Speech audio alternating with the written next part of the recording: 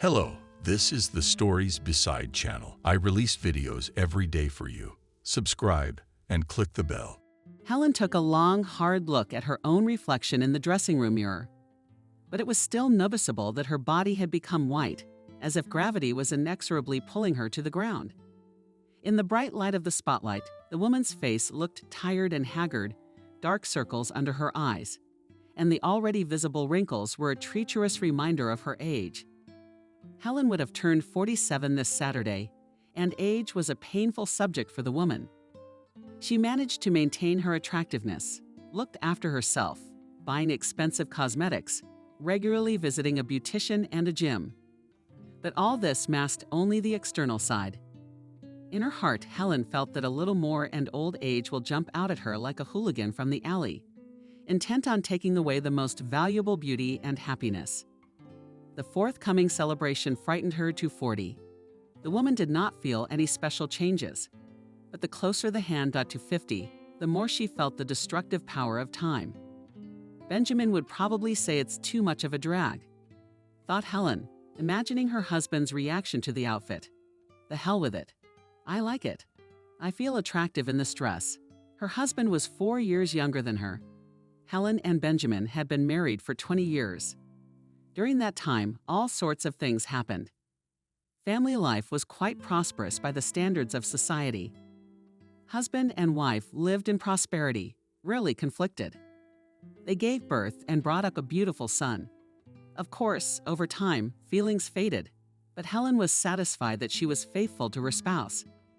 And he never really looked at other women. She had once been madly in love with Benjamin. Her parents discouraged her from marrying a young man who was just graduating from college. But she wouldn't listen. Passion literally consumed the girl, making her forget about all the fans, which her father considered very promising. Mom said that Benjamin only needs money. Who is he? A provincial boy living in a dormitory on a tiny scholarship. And she's a beautiful girl from a good family, with an apartment in the center and a prestigious position.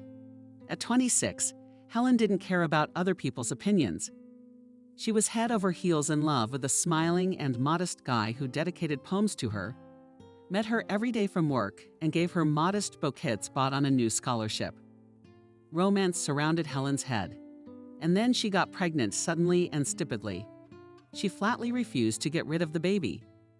At a family meeting, her parents decided they needed to organize a wedding immediately. Immediately, their prejudice against the beau disappeared.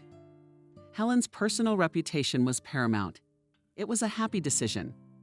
Benjamin was at first very surprised, but showed himself as a decent man and willingly took the girl as his wife. The wedding was lavish. Helen's parents were ready to spend any money as long as their daughter did not need anything. Benjamin resisted at first, insisting on a simple registration. He took a night job to earn money for the rings, but Helen's parents were adamant their only daughter should be married. The ceremony had to match, but Benjamin insisted on the rings. Even then, he was able to show a strong, principled attitude. That's what eventually won over his future father-in-law. When Bobby was born, Helen realized what true happiness was. Her son became everything to her.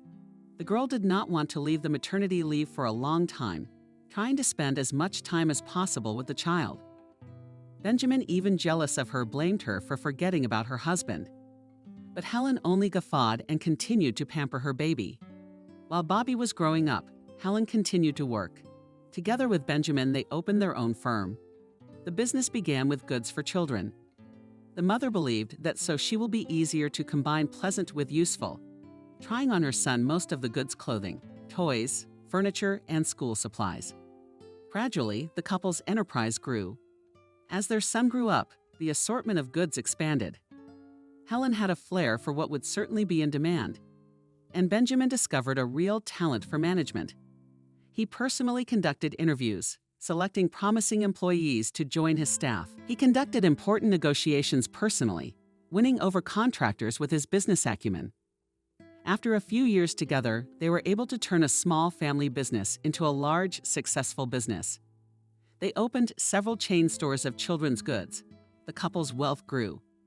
Bobby grew up, and it seemed that nothing could prevent the happiness of the spouses.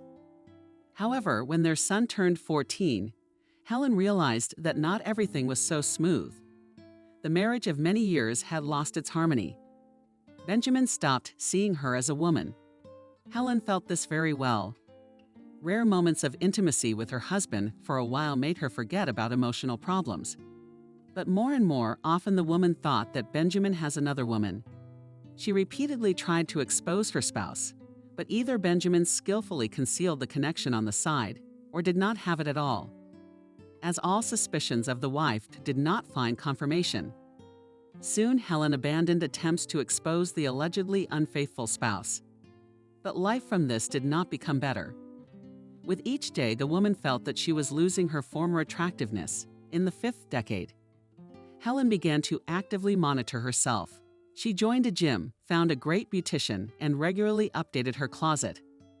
When she came to parent-teacher conferences at school, she more than once caught the admiring glances of fathers, classmates, and her son. But even this could not raise her self-esteem, so mercilessly trampled by the indifference of her beloved husband. The woman's whole life revolved between home and work. In the past, she could find an outlet in raising Bobby. But her son was growing up, and he needed his mother's attention less and less. Bobby ended up going to university in another city and left, leaving her all alone. Benjamin stayed long hours at work. He opened a new branch, which he decided to develop on his own, without letting his wife, who had enough to do. On the eve of his 40th birthday, Helen realized that her life is unbearably boring and monotonous. But she could not do anything about it. Having decided to buy a dress, the woman went shopping for shoes. She had not worn stilettos for a long time, and for some reason now she wanted to add them to the purchased outfit. The woman had chosen a pair of slim, high-heeled ankle boots that looked spectacular on her slender legs. To think of it, Helen sighed to herself, 47. I had never realized that old age was creeping up so stealthily. Soon I'll have to buy orthopedic shoes, not stiletto shoes. Grimly grinned the woman. Headed to the car, obediently sat down a little around the city and drove to a couple more places. Helen returned home. The apartment habitually greeted her with silence. While sorting out her purchases, the woman discovered that she had forgotten to buy coffee. Without this drink, she did not think of herself at all. And at home, as a pity, the supply ran out. In the morning, we'll have to go out again. Helen thought, well, I'll go now, otherwise I'll hear everything from Benjamin in the morning. I taught him to have coffee. There's nothing to complain about. We'll sort out the bags later, just like she did. The husband couldn't wake up unless he had a cup of fragrant hot drink made by his wife in the morning. Options from the coffee shop from Fall.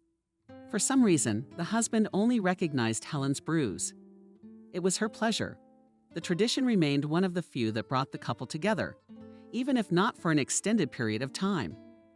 Helen didn't bother to take the automobile. Not far from their home was a small store that sold starter tea and coffee. The woman liked this shop. Here she was always greeted like an old acquaintance, advised on new products, and treated to chocolate. Helen didn't buy it, buying everything the shopkeepers offered, as if guessing her personal preferences. When she entered the store, she did not see behind the counter already familiar Wendy long ago. It is an elegant woman, worked from the day of opening for 8 years, no less. Helen had even always wondered when that one would have a shift so she could get a consultation just from her. So well their tastes matched. Instead of an elderly lady with immaculate hairstyle on her gray hair, an unfamiliar man stood near the cash register. What a handsome man, Helen remarked to herself, admiring the military dressing of the salesman, who very successfully emphasized the light gray suit 3-piece. He should be on the catwalk, not behind the counter. The man smiled pleasantly at the woman who entered. Good evening. His voice was as good as his appearance. Deep, velvet clear. What can I do for you? Hello, Helen didn't answer at once, continuing to admire the stranger. I need coffee. Usually Wendy has been working with me for a long time, but she's probably having a day off. Galachka is sick, the salesman replied with sincere regret in his voice. It's nothing, a seasonal cold. You see, the weather outside is so changeable. I will replace it for now. My name is Nick. Helen, for some reason, just introduced herself as a woman. A very nice woman. Likewise, ma'am. So what can I do for you? I need coffee. Helen started again. I take regular Arabica. Wendy always recommends what she drinks herself and always hits the mark. Nick rubbed his chin. I think I know what to surprise you with. Just this morning, new varieties came in from Yemen. Do you drink Arabic coffee? I do, Helen answered him uncertainly. A man's smile. And without a gun, the woman seemed to have lost all thoughts of the hot dark. I wish. Otherwise my husband will not recognize the other one. Are you married? Nick's question seemed strange for some reason. Why is it surprising that she, Helen, is married? Yes, she answered. And you make your own coffee? The salesman smiled. Of course I am, as they say. A fan, I cannot without coffee. And not just waking up, but just a cup in the morning has become a ritual for me. Benjamin has a family tradition of drinking just to wake up. It's important for me to savor the moment, you know. Of course I understand, Nick nodded. Coffee isn't just a morning drink for me either. And what I do has already made those aromatic beans a true deity. Helen took another look at her interlocutor. Her age, maybe a couple years older. The suit was expensive, though simple. You couldn't buy such a thing on a consultant's salary. Looks well-groomed. Manicure alone. And the watch, Helen. Nick interrupted her musings. I think I found what you're looking for. It's dark, roasted, very strong aromatic flavor, a nutty note. Is that what you like? Wendy would sell her soul for one of these. Only 2 packs came in. It's pretty rare and expensive. But I'll give you a good discount. Come on, Helen answered hesitantly. For some reason, she felt insecure in the company of this man. I see your uncertainty, smiled Nick. Why don't we try it? Let's have an espresso. Helen was often treated to coffee here. It was normal for a store of this caliber to give a customer a tasting. But for some reason, Nick's offer confused the woman. Thank you very much for the offer, she began in a changing tone. But unfortunately, I don't have time. My husband has to come back. I don't want to be late. The boss is the boss, Nick replied nonchalantly. Although I think 5 minutes will not decide anything. Will you say you're stuck in traffic? For some reason, Helen desperately wanted to accept the offer. She didn't understand why. She saw some hidden hint in the mundane tasting procedure. Perhaps it was the fact that she liked the man. She had never really examined the opposite sex since she had a husband. But now some old memories were shifting in her soul about the crowds of admirers who had followed her before she was married. How beautifully they had courted her, asked her out. Okay, Helen agreed. Let's have your espresso. Great, the man smiled again. Double with sugar. Double. Helen agreed. But no sugar. Nick nodded. He invited Helen to go to the back of the room where the tasting area was located. A huge coffee machine shone with chrome. The woman sat down in a comfortable chair, and the salesman busied himself making coffee. As he made the beans for us, a magical aroma enveloped the space. We could clearly feel some unfamiliar Oriental notes. It smells delicious, said Helen, sniffing the air with her nose. Yes, it's a good flavor. Will you try some more now? You will buy the whole stock from us at once. I must warn you right away. There are only 2 packs on sale. This is the 3rd, but only for personal enjoyment. You're welcome to come in. I'll make you coffee. South. Helen blushed.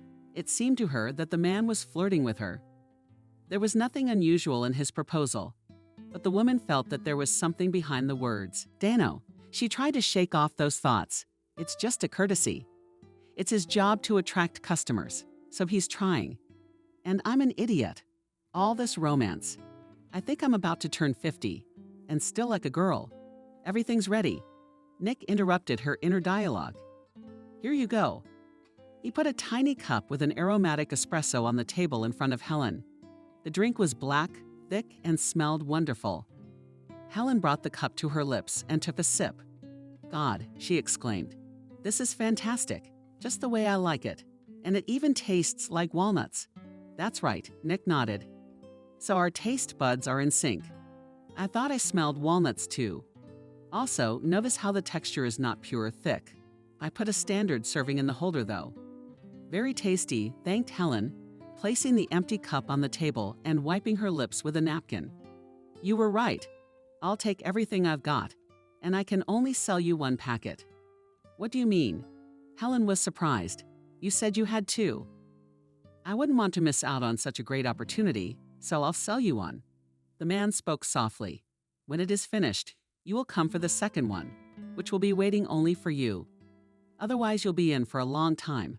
I wouldn't mind meeting you again. Helen felt herself blushing again. This time, Nick was flirting openly. Of course, she was pleased with the attention. But the image of Benjamin immediately appeared in front of her eyes. All right, after some thought, the woman agreed. She wanted to see the man again. There was something unbearably attractive in his mannerisms. And you work here now. I just haven't seen you before. I've always worked here. The man laughed. I don't usually stand behind the counter. Oh yeah? Well, I'll be sure to. I'll stop by soon. And now, excuse me, I have to go. I can't keep you any longer, sighed Nick. If I'm not in the room when you make your next visit, ask the checker or whoever's behind the counter to call me. Okay, I will, smiled Helen. See you soon. Have a good day. I'll be waiting. On the way home, Helen was overcome with thoughts that the man was not getting out of her head. She wanted to go back to the cozy store and continue the conversation. Alas, it was something from the category of improbable. When Helen entered the apartment, the smell of cigarette smoke hit her nose. Apparently, Benjamin was home, though he rarely showed up at this hour. Entering the kitchen, Helen found Benjamin in a foul mood. Well, where do you go? He grumbled unhappily. The bags are lying around. You haven't even sorted them out. You don't meet your husband. A cow. Helen began to justify herself. She did not like the tone of her husband. He rarely took to her, much less reproached her with anything. His usual state was one of complete indifference. I went for coffee, I realized it was all over coffee. There's a store just a stone's throw away. You're telling me you spent an hour choosing? Or even longer? I'm the one who got here an hour ago. You're saying something like that? Helen didn't expect her hike to be so long. Apparently, she chatted with Wendy too. She didn't advertise the new variety. Take a look at this. Benjamin pushed the outstretched packet away. Helen was surprised by his reaction. But she was even more surprised that she didn't tell the truth, but referred to her chat with Wendy. Drink it yourself, Benjamin said gruffly. Are you often so different in the evenings? Your husband's not home and you go out.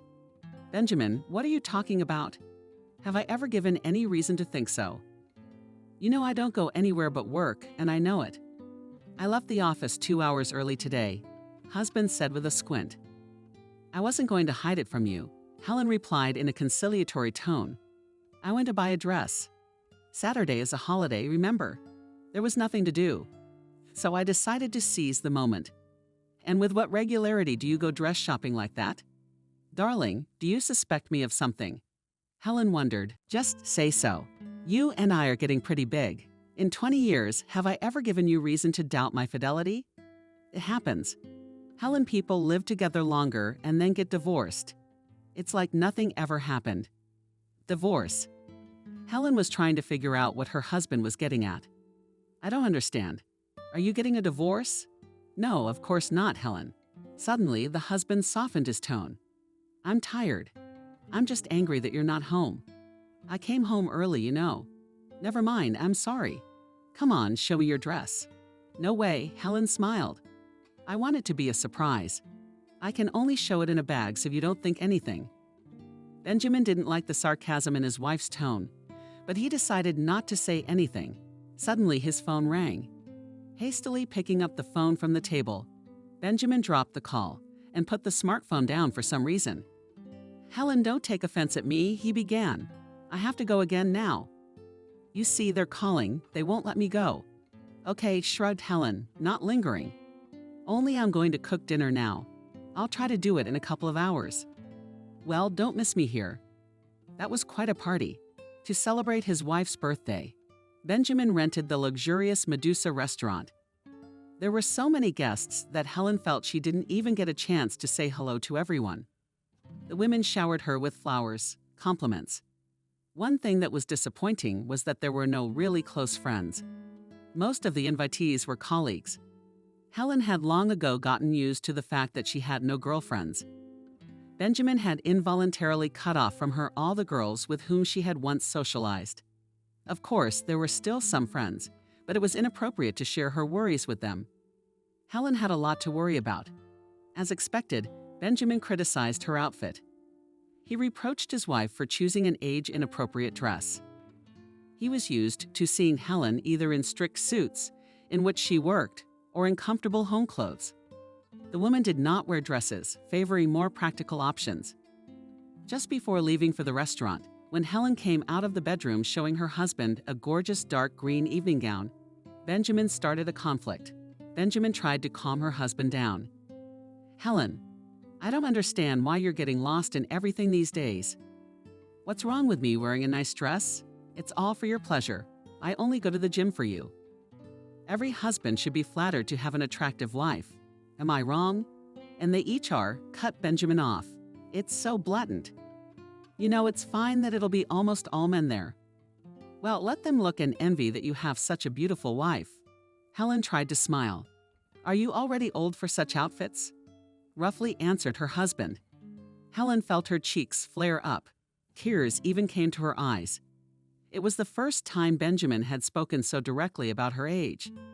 Trying to keep her composure, Helen walked into the hallway and began to put on her shoes. "Benjamin, let's go. The guests are already waiting." "Helen, are you offended?" "I told the truth."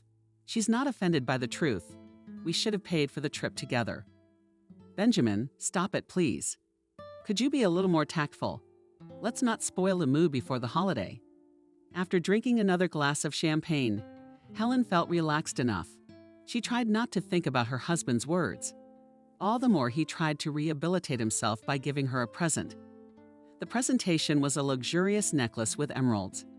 As Benjamin said, very successfully emphasizing Helen's eyes, such a gift, probably everyone would be happy. But Helen felt sad for some reason. She had nowhere to wear such a piece of jewelry, just like everything else her husband had given her earlier. From jewelry, Helen wore only a wedding ring and elegant earrings, which her husband gave her at the wedding. All the jewelry, which she had accumulated quite a lot, was in the bank safe until better times. As the folk saying goes, a gift to a horse in the teeth does not look in the teeth. But Helen would be much happier with a practical gift. And most of all, she dreamed of going to a resort with her husband. The last time they had gone to a resort was about 5 years ago. Helen repeatedly hinted to Benjamin that it would be nice to repeat their resort romance. But the husband remained deaf to her requests or tried to pretend not to understand. When the couple returned home, Benjamin immediately went to bed. The man drank a lot, so Helen did not even begin to demand attention from him. She changed her clothes, made herself a strong coffee. But without taking a sip, she fell asleep on the kitchen couch. The bell rang, waking Helen up. It took her a long time to realize where she was. Gradually, the woman came to her senses. The doorbell continued to ring insistently. Her head was telling, and the champagne she had drunk the night before was telling. Helen looked at the clock, 11:34. Jesus! The woman was surprised. She'd overslept. Obviously, her husband wasn't home. Surely Benjamin had left early and would not wake his wife, sleeping peacefully in the kitchen. It was Helen's day off, and she wasn't going anywhere. And Benjamin had to go to a meeting with some partner. She remembered that too. The bell rang all 3 times. Who's being so persistent? Helen said aloud, heading for the door. Who is it? I'm here to see Benjamin. A girl's voice sounded from behind the door. He's not home. Helen hesitated. He's at work. Call him, please. The woman was about to move away from the door, but the callers were not going to give up. Wait, echoed the girl. And you, Helen? Yes, the woman was embarrassed. Then I'm here to see you. Open up, please. We need to talk. Helen hesitated, wondering what this lady wanted. How did she know Benjamin and herself? But curiosity got the best of her. Helen opened the door.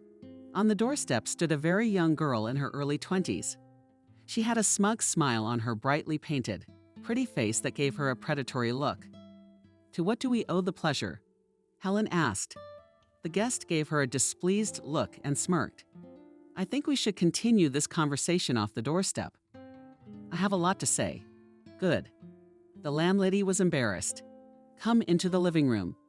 She led the stranger into the room and sat her down in an armchair.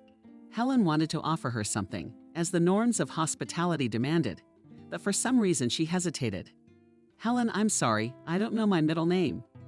The girl said in an insolent tone, "Can I just say Helen?" Helen resented the girl's behavior. She sat back in her chair with her foot on her leg, and a strand of hair twirled insolently around her finger. "My name is Emily," the guest continued. "I am Benjamin's favorite woman."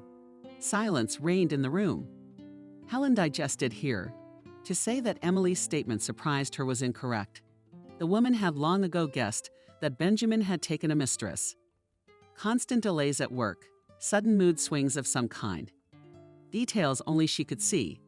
The hunch was confirmed, but Helen couldn't call it a blow. Somehow she didn't care whether Benjamin had a mistress or not. The feelings between them had long since faded. There was not enough information to perceive her husband's act as a betrayal. It was more outrageous that this insolent girl had come here, to their apartment, and was smirking. As if she'd won a victory. "What are you saying?" Helen pretended to be surprised. "And how, I wondered, did you realize that Benjamin loved you?" "What is there to realize?" Emily was surprised. "Ben and I have been together for a long time." "Oh yes, you didn't realize anything. Why did you come?" Helen asked tiredly, interrupting her interlocutor. "What do you mean, why?" "Benjamin has wanted a divorce for a long time. He prepared the documents, but he's so indecisive, you know. So I thought I'd speed up the process by telling you." "Girl, do you really think that my husband is serious?" Helen grinned. "Well, he took a mistress. Is that a reason to divorce? But he's going out with you, and he'll come back. We've been together 20 years. We have a son. In vain think that a man is so easily ready to give up the usual family life and family life." Emily laughed. "What kind of life is that? Have you seen yourself? Old, boring. What can you give him?" He said himself that he didn't want to go home with his wife just out of pity. "He comes straight to my place after work, and I can make sure he doesn't get bored." "I'm sure you can." Helen was amazed at her calmness. At another time, she would have kicked this girl's face out. But now she was even curious how this dialogue would end. "And in vain you think that we are not serious." Emily continued. "By the way, Benjamin even bought me an apartment. Doesn't that say something about his intentions? Hardly a man would give such a gift to a woman he doesn't care about." Helen was silent for a long time, looking at Vika. Such a broad gesture from her husband seemed something indecent. Emily was right. For a one-night stand, Benjamin would hardly have splurged. Yes, he liked to let dust in the eyes, but most likely would be limited to expensive, but not binding jewelry. An apartment is more serious. Such an expensive gift hinted at certain intentions. It was strange that such a large sum had escaped her attention. Helen was not particularly interested in finances, trusting the management of them to her husband. Apparently for nothing. "Well," she said with a sigh, "I don't know what you want. If you need to sign the divorce papers, let's wait for Benjamin and talk it over. If you think I'm gonna hold him back, you're wrong. If you think I'm just gonna let him go, you're wrong too. You obviously want money from my husband, and you're trying to convince me that you're in love with him. He's twice your age, and if he's understandable, bought into the beautiful wrapping, ready to listen to any lie, just to not slip off the hook. I understand you much better. Successful businessman. Obviously he's rich, and you can spin him any way you want. How can you not take a chance? And the wife's a bore. Hired old lady to the wedding. Make way for the young. So Emily, I can see right through you. Even the fact that you allow yourself this apartment speaks volumes. Am I the only one who wonders if Benjamin realizes you're motivated purely by mercantile motives? Are you wrong?" Emily replied hotly. "You can say what you want, but he and I really love each other. It's just that you've forgotten what real feelings and passion are. You went into work with your head, devoted yourself not to your husband, but to business, not even realizing that he has his own needs and desires. I can give him all that. I bet you can. Helen replied gloatingly. You probably don't work anywhere. You are ready to sit on the neck of a gullible man as long as he provides. Wrong. I've been working for a month. I'm acting as Benjamin's personal assistant. In fact, he's building the new branch entirely for me. Appointing me director is ridiculous. Helen smiled. How old are you? 23. Proudly declared the girl. Here's the thing, Emily. If you think that a left face is enough to manage a branch, you are very wrong. I've been in this business for over 15 years, and even that's not enough to avoid mistakes. If what you say is true, I can only sympathize with Ben, who puts so much effort into this business. What makes you think I don't have a brain? By the way, I got a good education, and I have business acumen. I have experience. But now everything is not as it was 15 years ago. It's enough to know how to use the internet and talk to people. What are you saying? Helen's sarcastic. And smart and beautiful from the money does not hunt for money. She's a treasure. Here's the thing, sweetheart. If what you're trying to convince me of is true, which I personally highly doubt, if you be so kind as to spare me your company, I'll talk to my husband tonight, but you mustn't come here again. I want to hear about the divorce from him, not from a stranger who wears rose-colored glasses. Emily stood up and flared up unhappily. It was noticeable that she had expected a different reaction. Scandals, tantrums, not indifferent appraisals. Good night, Helen. And I advise you to go to the salon if you intend to try to keep Boria. Because trying to persuade her husband not to go to his mistress is worth at least not in this form. You know, Emily suddenly decided to add, Helen, thank you for your advice, but I'll do my own thing. And as for your big feeling, before you expect material support from my husband, at least ask where he gets his money from. I didn't want to tell you. Since you're in love, it shouldn't matter. But Benjamin will get nothing after the divorce. As she crossed the threshold, the girl stopped abruptly. She hadn't expected to hear such information, and now she thought Helen was just mocking her, trying her best to get rid of her rival. In a way, she asked, perplexed, "What difference does it make?" Helen replied ironically, "You're not interested in money, are you? Why worry about it?" Helen saw the look on her face, reflected a whole gamut of emotions from distrust to anger. The girl stood squinting, trying to figure out if the cheating wife was telling her the truth. "I'm just curious," mumbled Vanya. "Just wondering how you are going to take away from Ben what belongs to him." By right.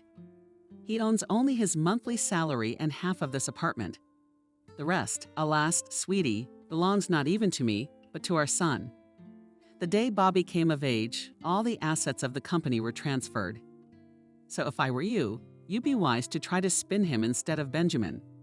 Only my son would have the sense not to mess with such a money-hungry predator. With those words, Helen slammed the door shut. Her body trembled despite the coldness she wanted to maintain in front of Vic. The emotions inside were raging. The woman did not know whether she was more outraged by her husband's infidelity, her own age, which was so directly pointed out by her mistress, or her insolence. That and the girls are so calm for those who appeared in her house. Trying to quiet the wiring of her heart in her chest, Helen went to the bathtub. Once again, the mirror appeared in front of her, urging her to face the truth. The gripped hair, the rash, the makeup, the crumpled face. A homemade suit, such a set of reflections greeted Helen, answering. Yesterday was her 47th birthday. Perhaps, Helen thought, running her fingertips over her face. She'd visit the beautician today, though why it's all more obvious now is no longer interesting. Not even mad at him, although I should be.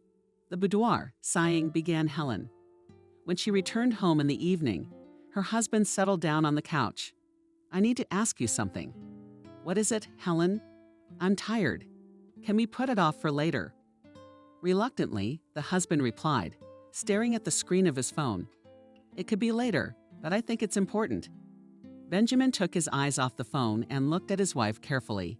They hadn't spoken much lately. He noted to himself that Helen looked very nice today, wearing a cozy, homemade sweater, very similar to the one she had worn when they had first met. Then Benjamin could not take his eyes off the girl and immediately decided that he saw his future wife in front of him. Despite all the obstacles, the difference in status and objections of Helen's relatives.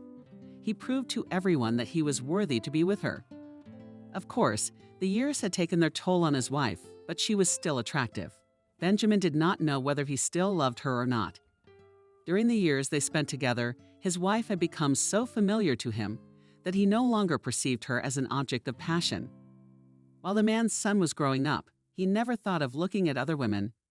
But everything changed when Bobby moved away. Benjamin realized that he had no common interests left with his spouse. Any conversation was reduced to business or domestic matters. He blamed himself for not seeing her as a woman anymore, but only as a wife. Marriage turned into an unbearable habit. So the man started looking for a relationship on the side. "Benjamin, tell me." Helen suddenly interrupted his thoughts. "You don't love me anymore? What makes you think that?" Benjamin was worried. "Of course I do. You're my wife. I'm a woman, dear. Women are good at sensing that. Don't be silly. If you're talking about intimacy, well, we're not young enough to get a lot of privacy." Often, Helen was outraged. "Do you even remember the last time we slept together?" "I'm tired," Helen said her husband. "You know this new branch is draining me of all my energy." "And not just him," the woman muttered under her breath. "What are you talking about, Benjamin? Tell me honestly. You have another woman." "What kind of nonsense?" Her husband tried to persuade her. "What other woman? I wouldn't even have time for an affair on the side. I asked, and I'm not saying a word. I'm married to you and work. I have no other women." "Is that so?" Helen thought about it. "And what about divorce?" His wife's behavior surprised Benjamin. Why did she suddenly bring it up? Does she suspect something? "What divorce? She's crazy. We've been together for 20 years. What's wrong with you?" "I'm fine with it. But apparently you're not. Why don't you tell me what you're driving at?" "I had a conversation today," Helen replied tiredly to Emily. Benjamin dazed. How could Helen have crossed paths with Emily? He gave no reason for suspicion. The wife could not have known about the mistress. That's a fact. With Emily? Benjamin asked uncertainly. Now he realized that Helen knew something, and, judging by her questions, she knew everything. "Yes, with Emily, of course I understand, darling. But I think it was a mistake for her to come to our house and say all these things."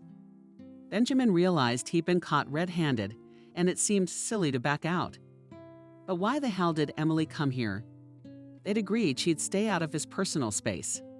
Benjamin quietly buried. "Benjamin," the wife continued. "This girl said that you are seriously thinking about divorce. Got the papers ready already. That's true. And bought her an apartment. Do you have love as a witness that you listened to the ravings of this fool? What divorce? What apartment? Yes, I cheated, I confess. It's nothing serious, Helen, is it? You know, you and I have always been honest with each other. I've never given you a reason to be jealous, and neither have you. I just don't understand why you didn't talk to me. Why would you hide all this? And what would you let me do? You mean sleep with another woman? No, of course not. But we would have talked about what's wrong with you. I don't know. Find a way out. She told me you're with me out of pity, Benjamin. It's true. I realize that youth is gone, but you and I loved each other. Have I been wrong all these years? No, you weren't, sighed your husband tiredly. I do not know how to explain it. It's hormones, I guess, or something else. When I met this girl, I couldn't resist. A gray hair in my beard, as they say. Of course you couldn't resist, Helen quipped. Juicy girls, enterprising. She swears she's in love, doesn't she? You should have seen her face when I told her you don't have any money. It all belongs to you. Are you really that stupid to believe Ben's sweet talk? She's a gold digger. I can't rule out that a young girl might have feelings for you, but the chances of that are slim. Benjamin didn't know what to say. He really thought that Emily loved him. He still looked great, had a broad outlook, and could easily carry on any conversation. Emily always said that his money did not interest her. Never asked for anything, not even an apartment.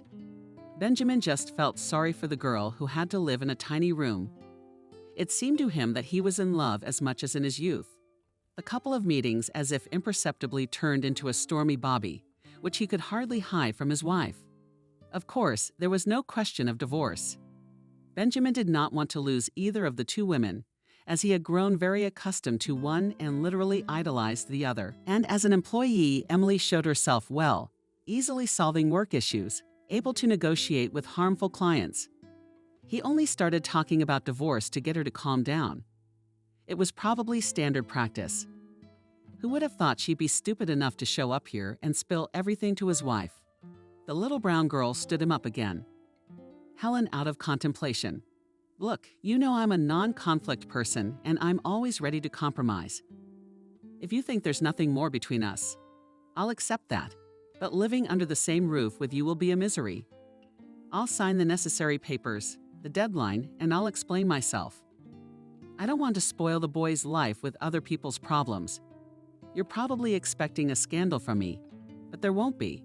Apparently, the time limit on our marriage has come to an end. I want you to be happy. Helen was silent. Ben thought she had tears in her eyes. He did not dare to start talking again, but it was unbearable to sit in silence. Helen, he began, I don't want a divorce. I'll break up with Emily tomorrow, I promise. I don't want her. It's been some kind of a lunatic frenzy. I'm sorry, tomorrow, the wife grinned. Why, I wonder, not today. Borka doesn't torment me. I realize that even if not Emily, there will be another, followed by a third and a fourth. It's like a thrill that won't stop. I don't want to suspect you, accuse you. If you want to be free, I'll stay out of your way. You say that. Suddenly, Benjamin changed tactics. It's so easy for you to go along with all this. It's like you've been waiting for an excuse to get divorced. And now this fool has paid a visit. Helen, I think you're seeing someone else. Don't be ridiculous. His wife cut him off. How can you suspect me of anything? You know very well how and what I live. And unlike you, I don't neglect the house. For 20 years, I didn't even think about other men. And you dare to make assumptions like that. I think it's all about you unwittingly shifting your guilt onto me, and you're right about something. It's my fault for not looking after myself enough. Although with money, you can keep up appearances. But it's not even about wrinkles or anything. I'm tired of seeing you tired. You shut me out. When was the last time you gave me flowers for no reason? You don't like flowers, do you? That's not the point. Flowers are a sign of attention. It's always nice to get a bouquet. Do you like it or not? Tell me, why did you give me that necklace yesterday? Just to keep it in the safe. You knew I wanted to go on vacation with you and not alone. You just didn't want it. So you decided to get away with another expensive piece of bling. We have to admit that we don't love each other anymore. And if you keep insisting that you don't want a divorce, I'm the one who's bringing it up now. Benjamin, are we getting a divorce? Helen, he tried to calm me down. Don't say that. What divorce? Well, I went left. It's not the end of the world. Almost all men cheat. I'm not trying to make excuses. But did you really think I'd go for that girl? What a mess. Where do you want to go? Screamed Helen. You stubbornly refused to hear me. You think I'm just gonna forget and start over? No, I don't. I've told you my position. Why continue something that has no purpose? We have a beautiful son. Our business is thriving. But without mutual trust, I don't want to continue with you. And you lied to me. If you just come clean, we could have had a dialogue. You know very well that I value honesty above all else. And when the person closest to you lies to you, it's a stab in the back. I can't trust you anymore. Even if we agree on something, sooner or later, suspicion will set in. We're adults. We can work this out amicably. If you're afraid of losing your firm, then drop it. We'll continue to do business as before. This job means a lot to me and to you. Can you keep the apartment? I'll go to my parents'. It's empty anyway. You see, I'm not claiming anything. You can live as you like. Listen to me. Benjamin hasn't given up hope. What does this have to do with apartments and business? I don't want to lose you. You don't? Helen was surprised. Then you decided to seek comfort in the arms of another woman. You haven't even tried to talk to me once. There's always a way out. You've lost the passion to try to rekindle it. You've stopped sharing what's on your mind with me. We're not strangers. But why is it so hard for you to do the simple things? No, honey, I'm sorry, but I've made a decision. I can't live with you anymore. Whatever you want, you don't have to sign it. We have an adult child, so we'll be divorced without your consent." "Helen, the sheet is already cold," laughed the wife. "And so are you." With these words, she went into the bedroom, slamming the door defiantly. Benjamin tried to talk for some time, but the woman remained deaf to his pleas. Helen desperately wanted to pamper herself. A week had passed since the argument with her husband. She moved into her parents' apartment, taking only the necessities. She had no intention of straying from her path. The very next day, the woman, after consulting with her lawyer, filed for divorce. As it turned out, the consent of the spouse was not required. The process was scheduled for October. Husband and wife were given 2 months to reconcile. But Helen knew very well that it would not happen. No matter what tricks Benjamin tried. The day was hot, which was unusual for the end of August. Now it would be time to go to a resort, the woman sighed to herself. Could Coral by herself. Get a resort, Bobby, get her mind off things and just relax. The thought struck her as unfortunate, and so she headed to the nearest travel agency to purchase a trip. She was met at the travel agency by a pleasant, middle-aged woman with an immaculate smile. She introduced herself as Maria, listened to all the wishes of the potential client, and got to work. Helen was served aromatic tea and cookies so that she would not be bored while Maria was selecting tours. "Are you sure you don't want to go abroad?" the agent asked. "Now it's time to fly to Thailand or Bali. The rainy season is just over." "Weather? Chick?" "No," Helen smiled. "I want to go to the East Coast for some reason. It's a mental whim, some kind of nostalgia." Helen often remembered how she and Benjamin had traveled to the East Coast when they were young. He always found deserted beaches where they could behave without embarrassment until Bobby was born. The lovers traveled often. But even after the arrival of the baby, they regularly traveled abroad, changing the direction of hot resorts to hospitable and comfortable in all respects. Europe to something native forever remained in Helen's memory something special. She realized that a lot of things would remind her of her husband, but her soul was inexplicably drawn to those places. "Florida?" Maria asked. "I can recommend some wonderful hotels. There's one that's like a guest house, very cozy, but upscale. It's in Miami. My husband and I vacationed there last year. We had the best time. They have their own beach, few guests, for 3 families only. The complex is designed. The owners are very good. Now just the velvet season on the nose. You will not regret it." "Yes, interesting," agreed Helen. "Let's have a look." The women together looked at the pictures of the rooms and the territory belonging to the hotel.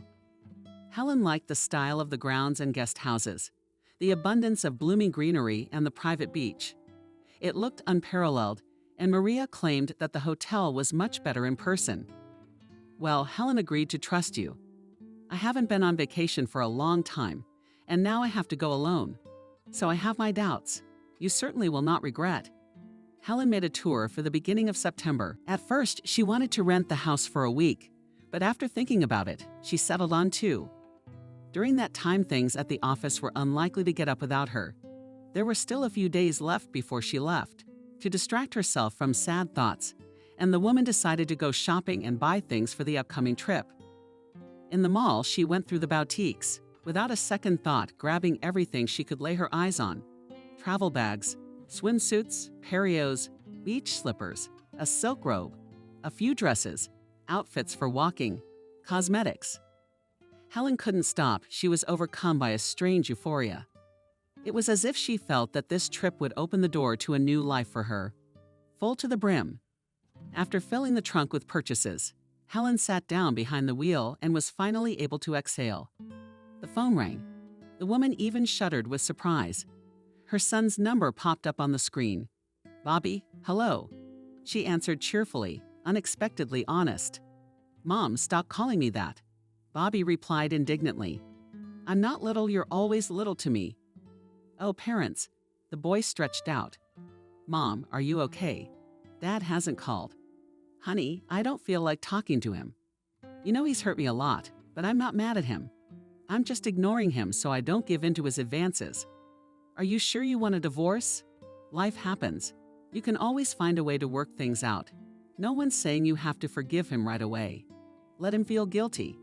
Maybe that'll finally get him to take some action towards you, Bobby. This is bullshit. I can't bring myself to look him in the eye. I don't know, maybe it'll pass. They give us 2 months to reconcile for a reason. Pride, son, you know? Pride just won't let go. It's all just a crazy cocktail of resentment, misunderstanding, denial, and anger. But there's no hate. I understand why he did what he did. But I don't understand what kept him from coming clean. Fear. That only made it worse. The secret always comes out. So, son, I think I'm better off alone. As long as Mom's here, I'm always on your side. You know that. Helen knew it very well. From the day she was born, she and the boy had developed a special relationship. The child was as if an extension of his mother, following her everywhere, and was only capricious when his father was present. Helen accustomed him to drawing and cooking. Even the future specialty the boy chose, based on his mother's favorite hobby, cooking. He enrolled as a chef. One of the restaurants was already ready to accept a talented student in its kitchen. Helen was flattered because it was she who had identified in her child a talent that could become a lifelong endeavor. When Bobby learned of his parents' impending divorce, he sided with his mother without delay. Father's treason seemed to him something sacrilegious, breaking the very essence of love. Mom and Dad in his mind have always been an ideal couple, which cannot be destroyed by circumstances. And here you are, like in a classic melodrama, his father has a young mistress. Not just any mistress, but a brazen girl. I felt sorry for my mom when she went after the money. She didn't deserve that. Bobby had always admired Helen. In his eyes, his mother was the most beautiful, intelligent, and interesting. He was proud of her in front of his classmates and friends, and those, in turn, only confirmed his opinion. Bobby continued Helen, and I'm going to the resort, stretched out the sun. With who? Where's she going, honey? The mother laughed. In a couple of days, I'm not going abroad, I'm going to Miami. I've been wanting to go for a long time, and today I decided and bought a trip. Oh, Mother, you're crazy. This alone will be boring. I'd love to keep you company, but my classes start next week. I don't have any. You should hang out. I feel like it would help me get my head straight and my thoughts straight. I'm only going away for 2 weeks, just in time for velvet season. It's a nice, family-run hotel. It's got its own beach. It's nice. Keep me posted so I don't worry. Okay, sure, honey, I'll be in touch. I'll send you a picture. Yeah, and you'll close Bobby's resort. Bobby laughed. Or maybe I did. The mother laughed back. After saying goodbye to her son, Helen drove out of the mall parking lot. Traffic was already starting to gather on the road. The woman rushed to work, needing to sign some documents. Her assistant Kate had been calling since morning, although she knew perfectly well that the principal had taken the day off work. Rumors about the impending divorce of the bosses were already breeding. Theories were being proposed. Helen did not want to listen to all this, having become a casual witness to the conversation of managers in the restroom or in the cafeteria. That's why she took the day off, which was a complete surprise for all the subordinates. Everyone knew that Helen would rush to work any chance she got, and not leave it. Kate met her boss almost with applause. When Helen entered the office, the girl rushed to her, bringing impressive stacks. Papers. Helen. "Two," wailed Kate. "Thank God you've come. Can you imagine? Benjamin just refused to sign. And our coaster is on fire." "What do you mean he refused?" Helen was surprised. Usually her husband, without looking, signed what the secretary slipped him, realizing that the papers were in order. "Are there some kind of overlays?" "There are no sponge muzzle pads, Kate. I spent all day yesterday preparing this paperwork 1,000 times over. You know how I feel about these things." He came in this morning and I attacked him, and he pulled me aside and said, "I'm not signing anything, Kate. Wait for Helen. It's her responsibility." "I have to go to the branch." No time, no time." His eyes rounded. "Helen, yes, that's what she said. Can you believe it? He knows he's got a lot riding on this deal. And the supplier's in a hurry. They're having some kind of logistical problem. If he doesn't send it now, it won't be for another week. And the buyer's already paid for everything, so he won't wait. I'll talk to him. Kate, don't be nervous. Everything's fine. I'm sending the documents and a few other things. I'll be gone for 2 weeks. You'll have to manage without me for a while. Absent how? Kate exclaimed in horror. You're the lifeblood of this office. Look, you were gone for 1 day. It was almost a disaster. Without exaggerating, Kate hurried to reassure the boss's girlfriend. I will talk to Benjamin so that such a thing does not happen again. And I trust you completely. In case of anything to the financial, turn to the financial. James, I'll authorize him. Where are you going, Helen? For 2 weeks? To a resort? Helen replied dreamily. It's been 100 years since I've had a vacation. What a resort. Star with pleasure, girl. Cool, yes, smiled Helen. I want to put my thoughts in order. Because against the background of all this, I have such a mess both in my soul and in my head. How do you do things? Yes, the assistant smiled sympathetically. Katya, like all the other employees, was shocked by the news of the couple's divorce. They seemed to be such a strong couple. Many were more worried about what would happen to the firm, because now it would be not so easy to do business together. Everyone was afraid of downsizing. Are you alone? Are you going? Why not? As Helen left the office, she realized she was craving coffee. Stopping at the nearest coffee shop and taking her favorite double espresso, the woman suddenly remembered that there was no coffee in her parents' apartment, where she had been living for several days.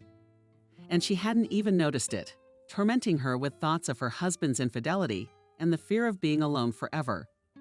Helen suddenly remembered that Nick, who had sold her a wonderful Yemeni coffee last time, had put aside another pack for her. The woman immediately went to the shop. For some reason, she suddenly had an unbearable desire to see that man who had been so thoughtful with her, and treated her to a flavorful drink. As Helen entered the store, she saw Wendy behind the counter. The woman greeted her cheerfully. Good afternoon, Helen. It's good to see you. It's been a while. Hello, Helen replied. No, I've been here recently. You were ill, I think? Oh yes, imagine, it was so hot. I had a cold and the air conditioning. I had to take a sick leave. Nick worked here for me. It was so uncomfortable. No way. Who's immune to illness? Nick recommended some really good coffee, so I decided to get another pack. He said he'd put the Yemeni mocha aside especially for me, waiting for more. Let's see, Wendy was worried, and Nick himself is on the spot. He said when he stopped by next time to ask him to call him. Oh, the salesman was confused. And Nick is away. Do you have important business to attend to? No, Helen smiled. It was just nice to chat then. So I thought. Helen was a little upset that she hadn't been able to see that charming man. I don't know why she felt a thrill thinking about him. He doesn't come here much, Wendy said, taking a bag of Yemeni aerobics out of the back. I think I found that one. Yes, that's the one. Helen rejoiced, recognizing the distinctive design of the package. Have you tried it yourself? Of course, nodded the woman. The coffee is excellent. It's a pity they didn't bring enough, but I think Nick will order some more. I hope so, Helen sighed. There was a note next to the packet, by the way, Wendy said with a squint. Wendy, obviously. Which one? Helen was surprised. Look at this. Wendy handed Helen a neatly folded piece of paper. This beautiful coffee is a gift for the most beautiful woman. Helen, please accept this humble gift from me. It will be my pleasure. Nick, what is it? Helen looked from the message to Wendy. I can't accept such a gift. What do you mean? The woman laughed. I think it says it clearly. It's not worth refusing. Nick, apparently, had every reason to believe that he would please you. It's a bit awkward, Helen mulled at the strange man. What's so uncomfortable about it? He must have liked you. I'll tell you a secret. After his wife died, he went to work, and he was so handsome. Women chased after him in droves, but he was adamant. So I'll tell you, if he's paying this kind of attention, it means he's got something in his heart. For him, coffee is not just a commodity, but a true love. His wife died, you say? Helen said thoughtfully. Yes, sighed Wendy. Lissa used to run the place himself. There was such a nice woman behind the counter. She wasn't arrogant, but simple, always with a smile. And then she was diagnosed with this horrible brain cancer, and in 6 months, the girl was dead. Nick wasn't himself. After the funeral, he disappeared for months. Didn't even take his son with him, left him with a nanny. His brother took care of things, thank God. Then he came back. He came to his senses. I thought I'd have to say goodbye to the store. So Nick is your director. Helen was surprised. Didn't he say? Wendy laughed. He pretended to be a salesman again. Well, he likes to keep it simple. He owns the whole chain. He doesn't mind standing behind the counter sometimes. He and Lisa, when they started the business, they did all the merchandising themselves. Think about it. Wealthy people could turn up their noses and wait for the money to roll in, but these people don't. They really did what they love to do.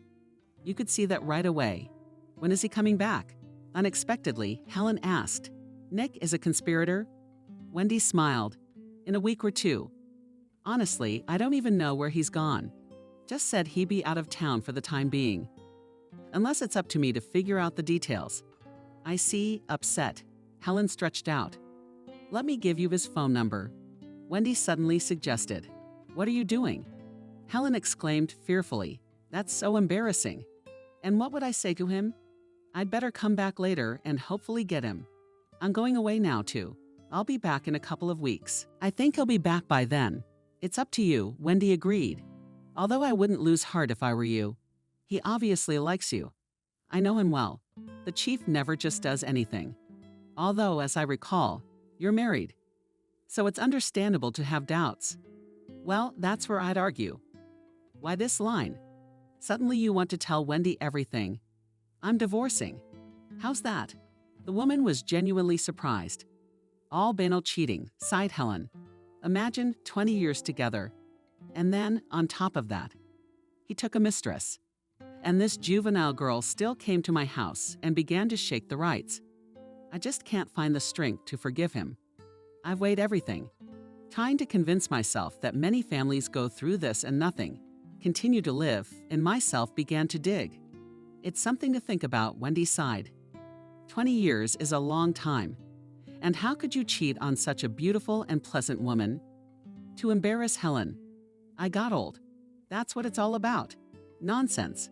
Wendy replied rather sharply. You look great. I can tell you're looking after yourself. Who told you that? The mistress. She's probably in her 20s and likes to get on your nerves.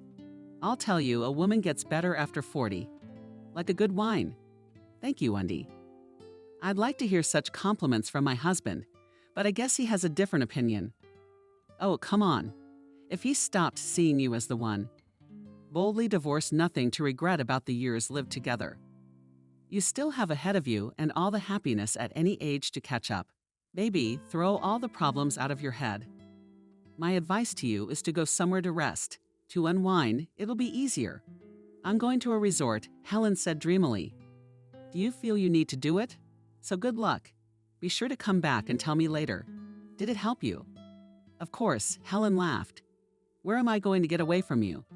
At the Miami airport, Helen took a cab. Despite the fact that it was several kilometers to the sea, the woman could smell it.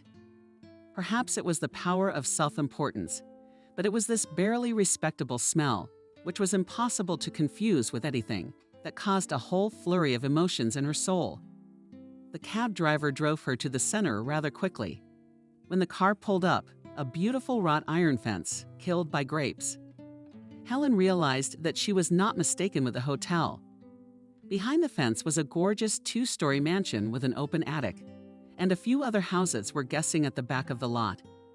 Helen was to spend the next 2 weeks in one of them. Here the smell of the sea became much more distinct.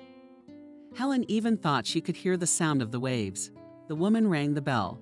After a few seconds, the wicket was opened by a pleasant young man who introduced himself as Alex. Let me take your luggage, the young man said and deftly snatched Helen's bags from the trunk of the cab.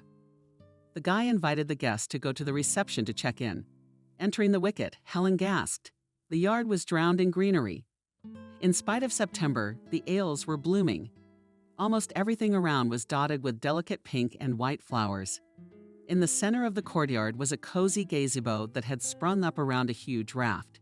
There was a wonderful aroma in the air. Even if you closed your eyes, you could easily realize that you were somewhere on the coast, not in a stuffy city. I'm glad to see you as a guest.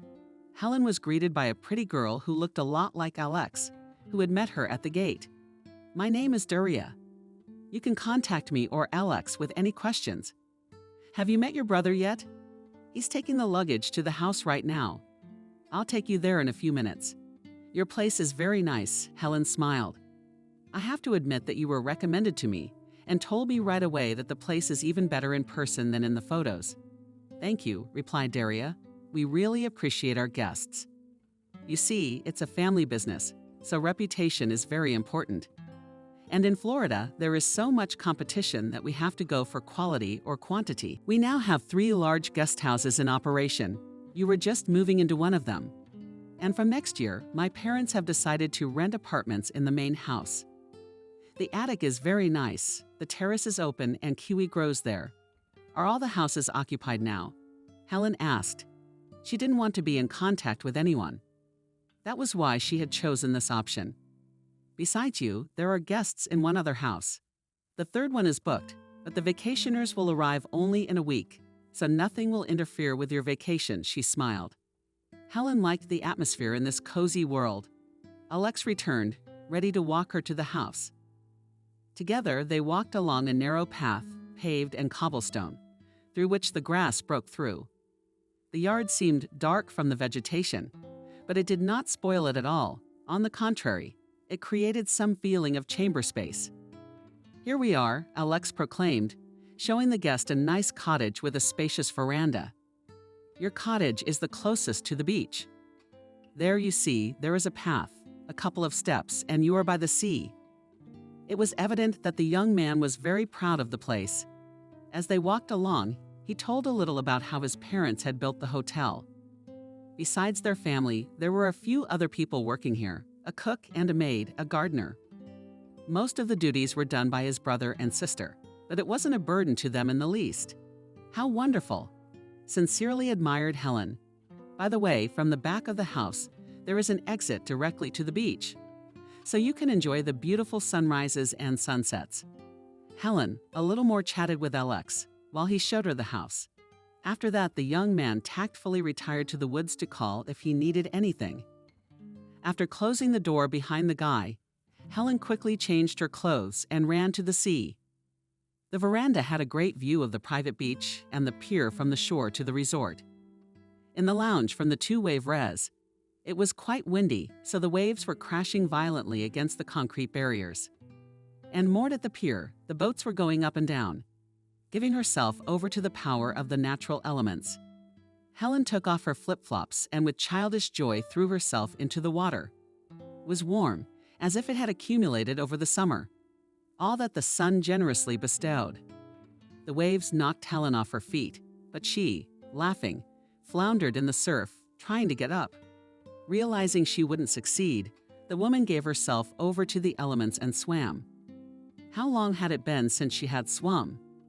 And how marvelous it was that the beach was completely empty. Helen would burn with shame if anyone watched her awkward attempts to fight the waves. In satisfaction, the fallen woman went ashore and lay down directly on the confused towels. The sun listened affectionately to the drops, and it felt hot on her skin, even though the time was nearing sunset. Resolving herself a little on the shore, Helen headed back to the house. There was still some unpacking to do. Finished with getting settled in her new place, Helen decided to take a walk around town. It was already getting dark. Night came suddenly in the south, plunging everything in it into graphic darkness. The soft light of the lanterns was building into a siege. The woman stepped outside the wicket and set out to explore the neighborhood.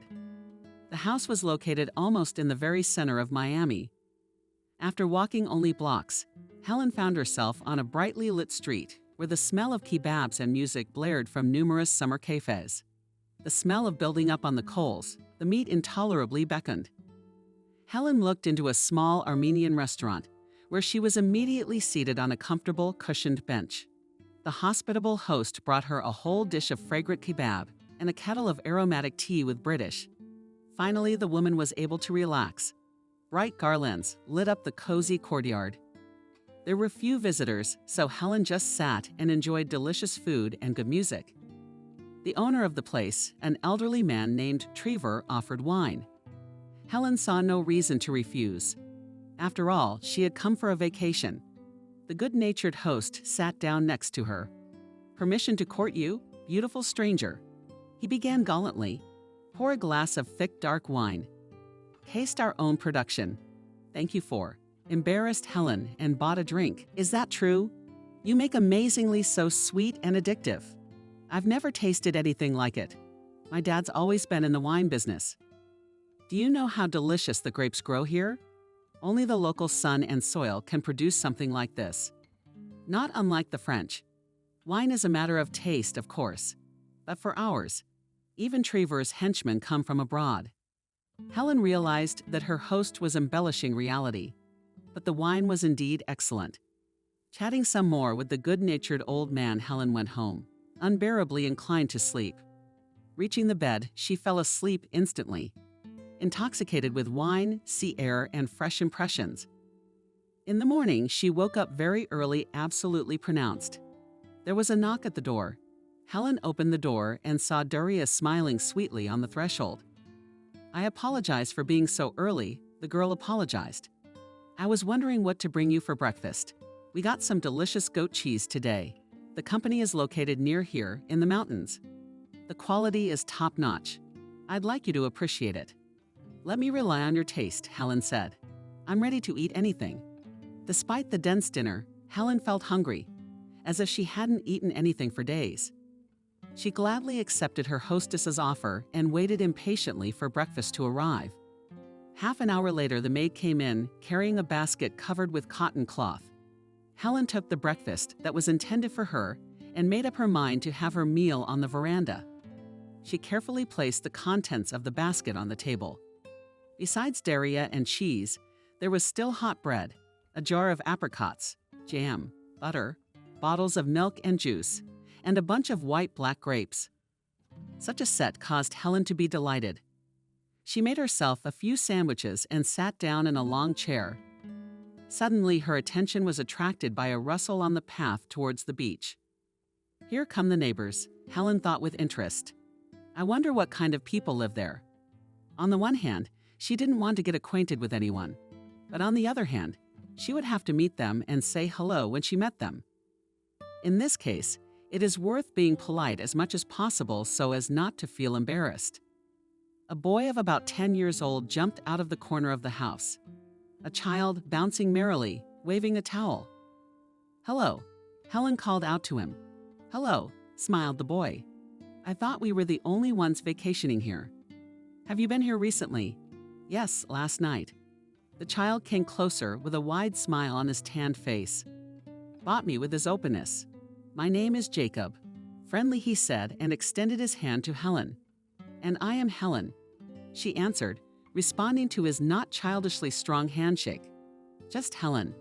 Jacob was surprised. "Yes, you can just Helen. And we can immediately on you. I don't like these formalities." "Did you go swimming?" "Yeah," the boy happily replied. "It's such a cool resort here. And who are you here with?" "My dad and I are on vacation together." "I thought it would be boring. But I even like that there is no one. Aren't you studying?" Helen was surprised. "The school year has just begun, and I'm homeschooled," Jacob said seriously. "I'm always sick. It's more convenient. My dad brought me here because the doctor told him the sea air would be good for me."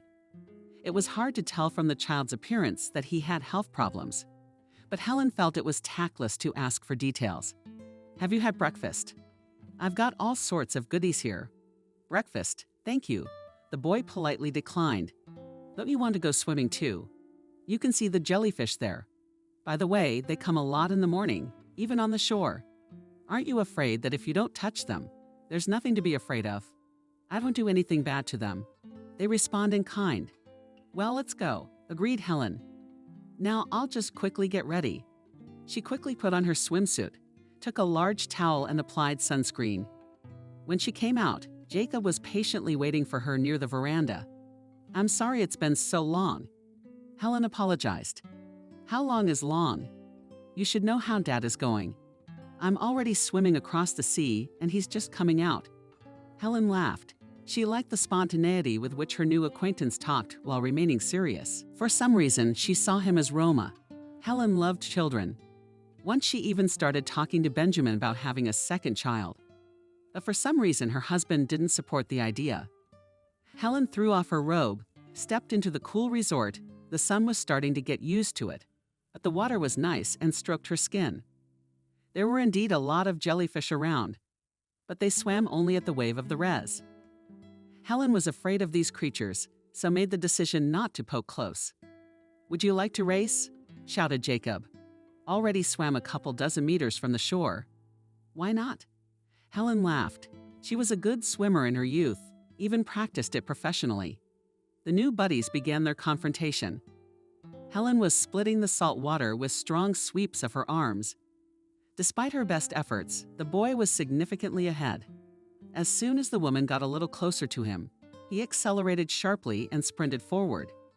When they tiredly made it to shore, both of them were shivering with their backs to the sun. Both enjoyed the cries of the seagulls and the sound of the waves. Sprawled out on a chaise lounge, "It's such a pity there are no seashells here," Helen suddenly said. "This is a peculiarity of the beach," Jacob said seriously. "If there was sand, you could collect them in buckets. Do you like shells? I know where you can get papa. Let's have a bonfire on the beach tonight. Can we do that? We used to do that with papa when the clams were hot. And then I'll bring the shells with me. That would be nice." The woman supported the idea. "Daddy won't mind. Because some auntie is clinging to us, she's trying to keep us company." "Is it an aunt?" The boy replied cheerfully. "As for me, you're great. You're fun. Do you have kids?" "Yes," Helen answered proudly. "My son's name is Bobby, but he's all grown up and dreams of being the best chef in the world." "Wow. Cool." Jacob sincerely admired. "But I dream of becoming a marine biologist." "Very interesting." Helen was surprised. "Do you like animals?" "I love life in general," said the boy with some sadness in his voice. "And the ocean? It is so interesting. Do you know how many unexplored species live there? I want to discover them all." "That's commendable. I'm also very fond of dolphins." "Do you know how many there are here? You can even see them from here sometimes. But you have to watch it in the evening, close to sunset." When we went out with my dad on the boat to the resort, they came right to the board. I even managed to stroke their noses. "I would like to swim with dolphins," dreamily said Helen. "In the resort is not worth it," seriously replied the boy. "They can play and take away with them. In the best case of bruises. It is better to go to the oceanarium. Is there one in Florida? Do you want me to ask my dad? He takes us. I'll think about it. Honestly, I'm scared. Fear must be dealt with." The boy reacted hotly.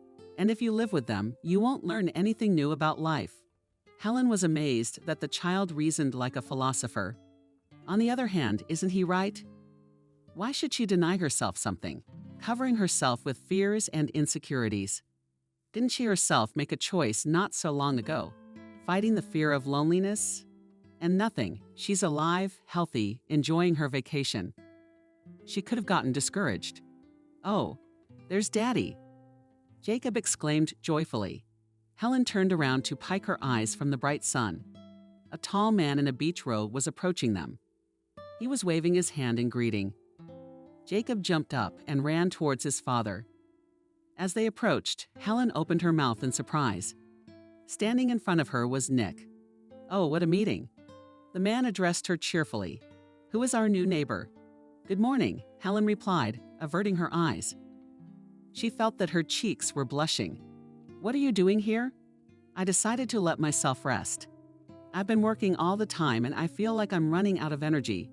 "Are you with your family?" Nick asked. "No," the woman smiled shyly. "One duck." The man was surprised. "We need to fix this right away. We've been tracking here for a week. Honestly, we missed the female attention."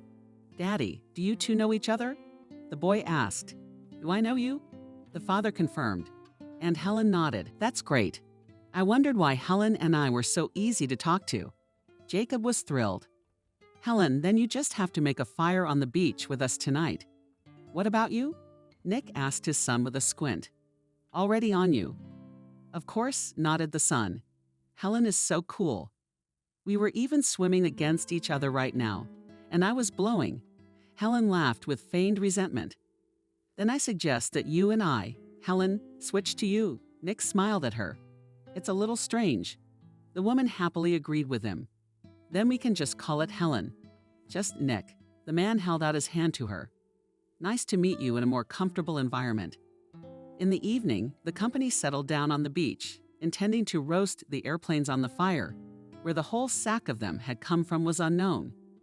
He was careful to conceal his sources. Nick, with skillful movements of a man who often went camping, made a fire out of the fins scattered along the shore. The wood was dry. During the day, the sun had evaporated all the moisture from them. The flames raced sharply across the dried wood into the dark sky, began to sigh sheaves of sparks. Jacob was deftly pulling clams out of their shells with a penknife, and Helen was calling them to the thin pond. Nick immediately said it would taste better that way than on the metal checkers. Together, they all sat down on large logs brought to shore and waited with rapt attention for the treats to be ready. Nick told funny stories that had happened to him in his youth. Jacob was happily running along the shore, lighting Bengal lights. Helen felt so happy around these seemingly strangers. She hadn't relaxed in a long time. And these father and son were literally radiating warmth of spirit. When the last bobby was eaten, Jacob began to yawn. Nick led him into the house and returned a few minutes later, carrying 2 soft plates and a bottle of wine. That was it. The guy's gone to the tablet. He'll be fast asleep in no time. Running to himself, and this is for us. I think we'll sit a little longer. Nick carefully covered Helen's shoulders with a warm cloth. Despite the hot day, it was perceptibly cooler at night, a little cooler. At 6, Helen was getting warmer and climbed onto the chaise lounge with her feet. Nick stationed himself on a neighboring one. What a fool, he said, slapping his forehead with his palm. I forgot the glasses. So we'll be like teenagers, Helen laughed, drinking from the neck and romantic, because I agree, only if you are not squeamish. No, of course not, Helen smiled. She was very pleased to be in the company of this man. And any conventional standards of propriety seemed silly now. The sky was dotted with stars. They hung so low that they seemed huge. Helen had never seen such beauty. We should have a telescope now, Nick said, as if reading her mind. In my youth, I was fond of everything that could go to the nature passionately loved, and always took the telescope with me. Such a weight. But no, I wanted to carry it in my backpack. I stumbled once again. I'm afraid, God forbid, I'll break it. But then I'm so happy. Watching the night sky through it, I even took a morning of shooting. I still have a lot of photos. It would be interesting to have a look, Helen said softly. No problem. When we get back, I'll show you everything. If, of course, you don't mind coming to visit us, the woman said happily. She would really like to get to know these wonderful people better. And when are you leaving? Not 10 more about later, alas, business matters, sighed Helen. When you sit like this on the seashore, inhaling the aroma of the fire and enjoying the amazing wine, it seems that this whole world exists somewhere in a parallel reality, which you have nothing to do. But a fairy tale can't be eternal, right? Nick nodded. Though if work is fun, you don't notice the difference so much. On the other hand, if it weren't for work, I'd miss out on a lot of things in life. Like meeting you. Helen blushed. She was glad now that the darkness and the fire masked her embarrassment. You know, she suddenly said. I stopped by the store before I left. Oh, so you got my humble gift. I have to admit, I was embarrassed. Although I was upset when Wendy told me you were away, for some reason I wanted to see you. Helen, Nick said, pausing for a moment, do you believe in fate? I don't know, the woman thought. I used to be fond of esotericism. But when I got married, for some reason I abandoned everything. Everything was replaced by everyday life, work, raising my son. I believe, looking at the fire, the man said. Or rather, he started to believe. When Lisa fell ill, I could not understand the fact that a young, blossoming woman with an open heart could burn out in a few months. But it was her death that triggered something more. I went to Nepal after the funeral, lived there for a couple months, opened my eyes to a lot of things. If my wife had been alive, I would not have decided to make the trip. I would not have met those wonderful people who gave me the unique gift of realizing the value of life. May I ask a delicate question? Helen asked. Sure. What's Jacob's illness? He told me he was referred here by his doctor. It's just that the boy looks perfectly healthy. I wouldn't say he's that bad. He's asthmatic. People live with it. But the thing is, after Lisa died, he started having panic attacks on a regular basis. My son was just suffocating, unable to cope with the suffocation on his own. I tortured him. I dragged him to hospitals. Even homeschooled him so he'd worry less. The resort is the perfect place to deal with his physical and mental ailments. I take him here often. This hotel belongs to our acquaintances, so we will be given a room at any time. That's how Helen stretched out. Will you tell me why you're here alone? As I recall, you're married. Does your husband refuse to keep his beautiful wife company? He's not afraid, unless she gets stolen. No, he's not. Helen sighed heavily. Are we getting a divorce? How? Nick was surprised. How so? It's just that he cheated on everything. I haven't forgiven him. For me, unlike him, 20 years of marriage is not an empty sound. But I can't live next to someone who betrayed me so easily. Pride prevents you from not blaming yourself, the man reassured her. I, too, would not be able to forgive treason. In my opinion, love is a mutual feeling. If, on the one hand, it ceases to manifest itself, it means that the second is not worth trying to preserve what is no longer there. Why torture yourself every day, seeing a person who reminds you of your misbehavior? Habit should not replace breathing a full chest. You're a beautiful woman. You shouldn't miss out on a chance at a happy future by keeping yourself around someone who treated you meanly. I feel old. Even Benjamin's mistress tried to hurt me with it. Nonsense. Nick objected. How old is old? You look beautiful. Look how your eyes shine. Age is a state of mind. They're numbers on a passport. Don't listen to anyone. Society imposes stereotypes that ruin everything. People are stupid, willing to go along with the majority opinion. That's good to hear. I guess I've just rarely been told that. So I've gone along with that society. So I need to fix that right away. The 10 days with Nick and Jacob flew by. They spent every day in each other's company. Helen realized that she had become attached to these people, how close they were to her in spirit. She learned a lot from new acquaintances and realized that plunged headlong into work, much missed. Early in the morning, Jacob came to the veranda. Helen only woke up for shoe covers, on-the-go robe. She walked out to the boy. Helen, let's go and have one last bath. We have a plane in 3 hours. Sure, honey.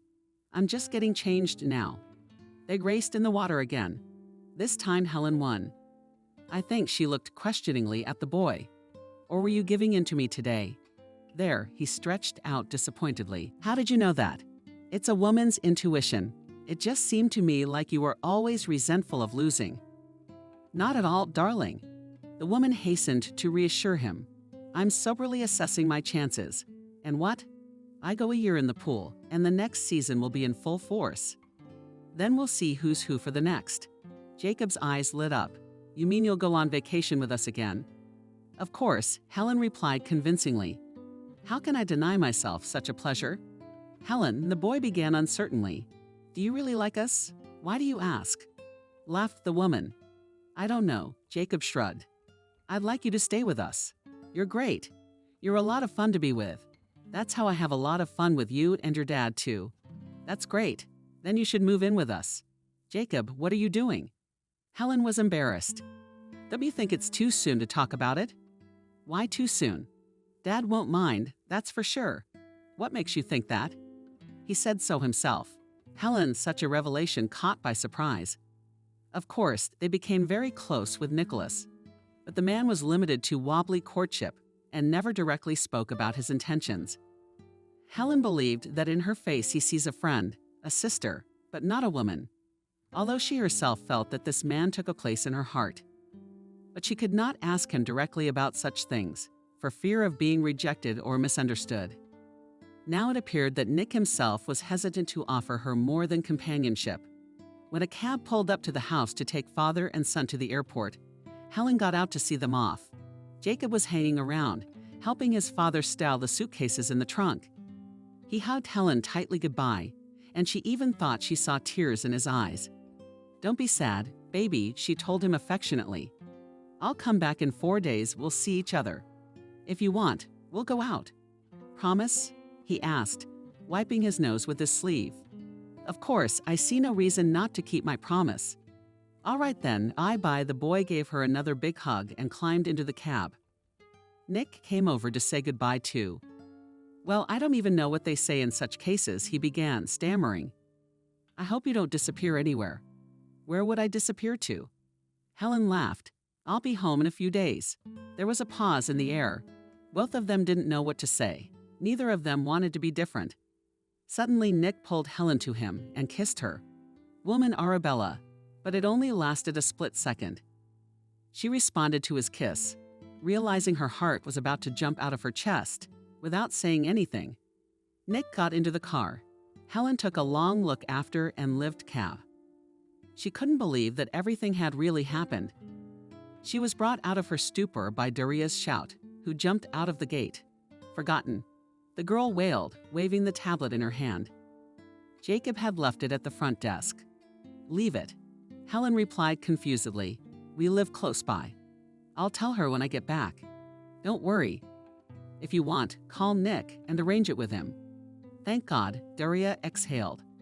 Otherwise, it wouldn't have turned out so well. The plane was coming in for a landing.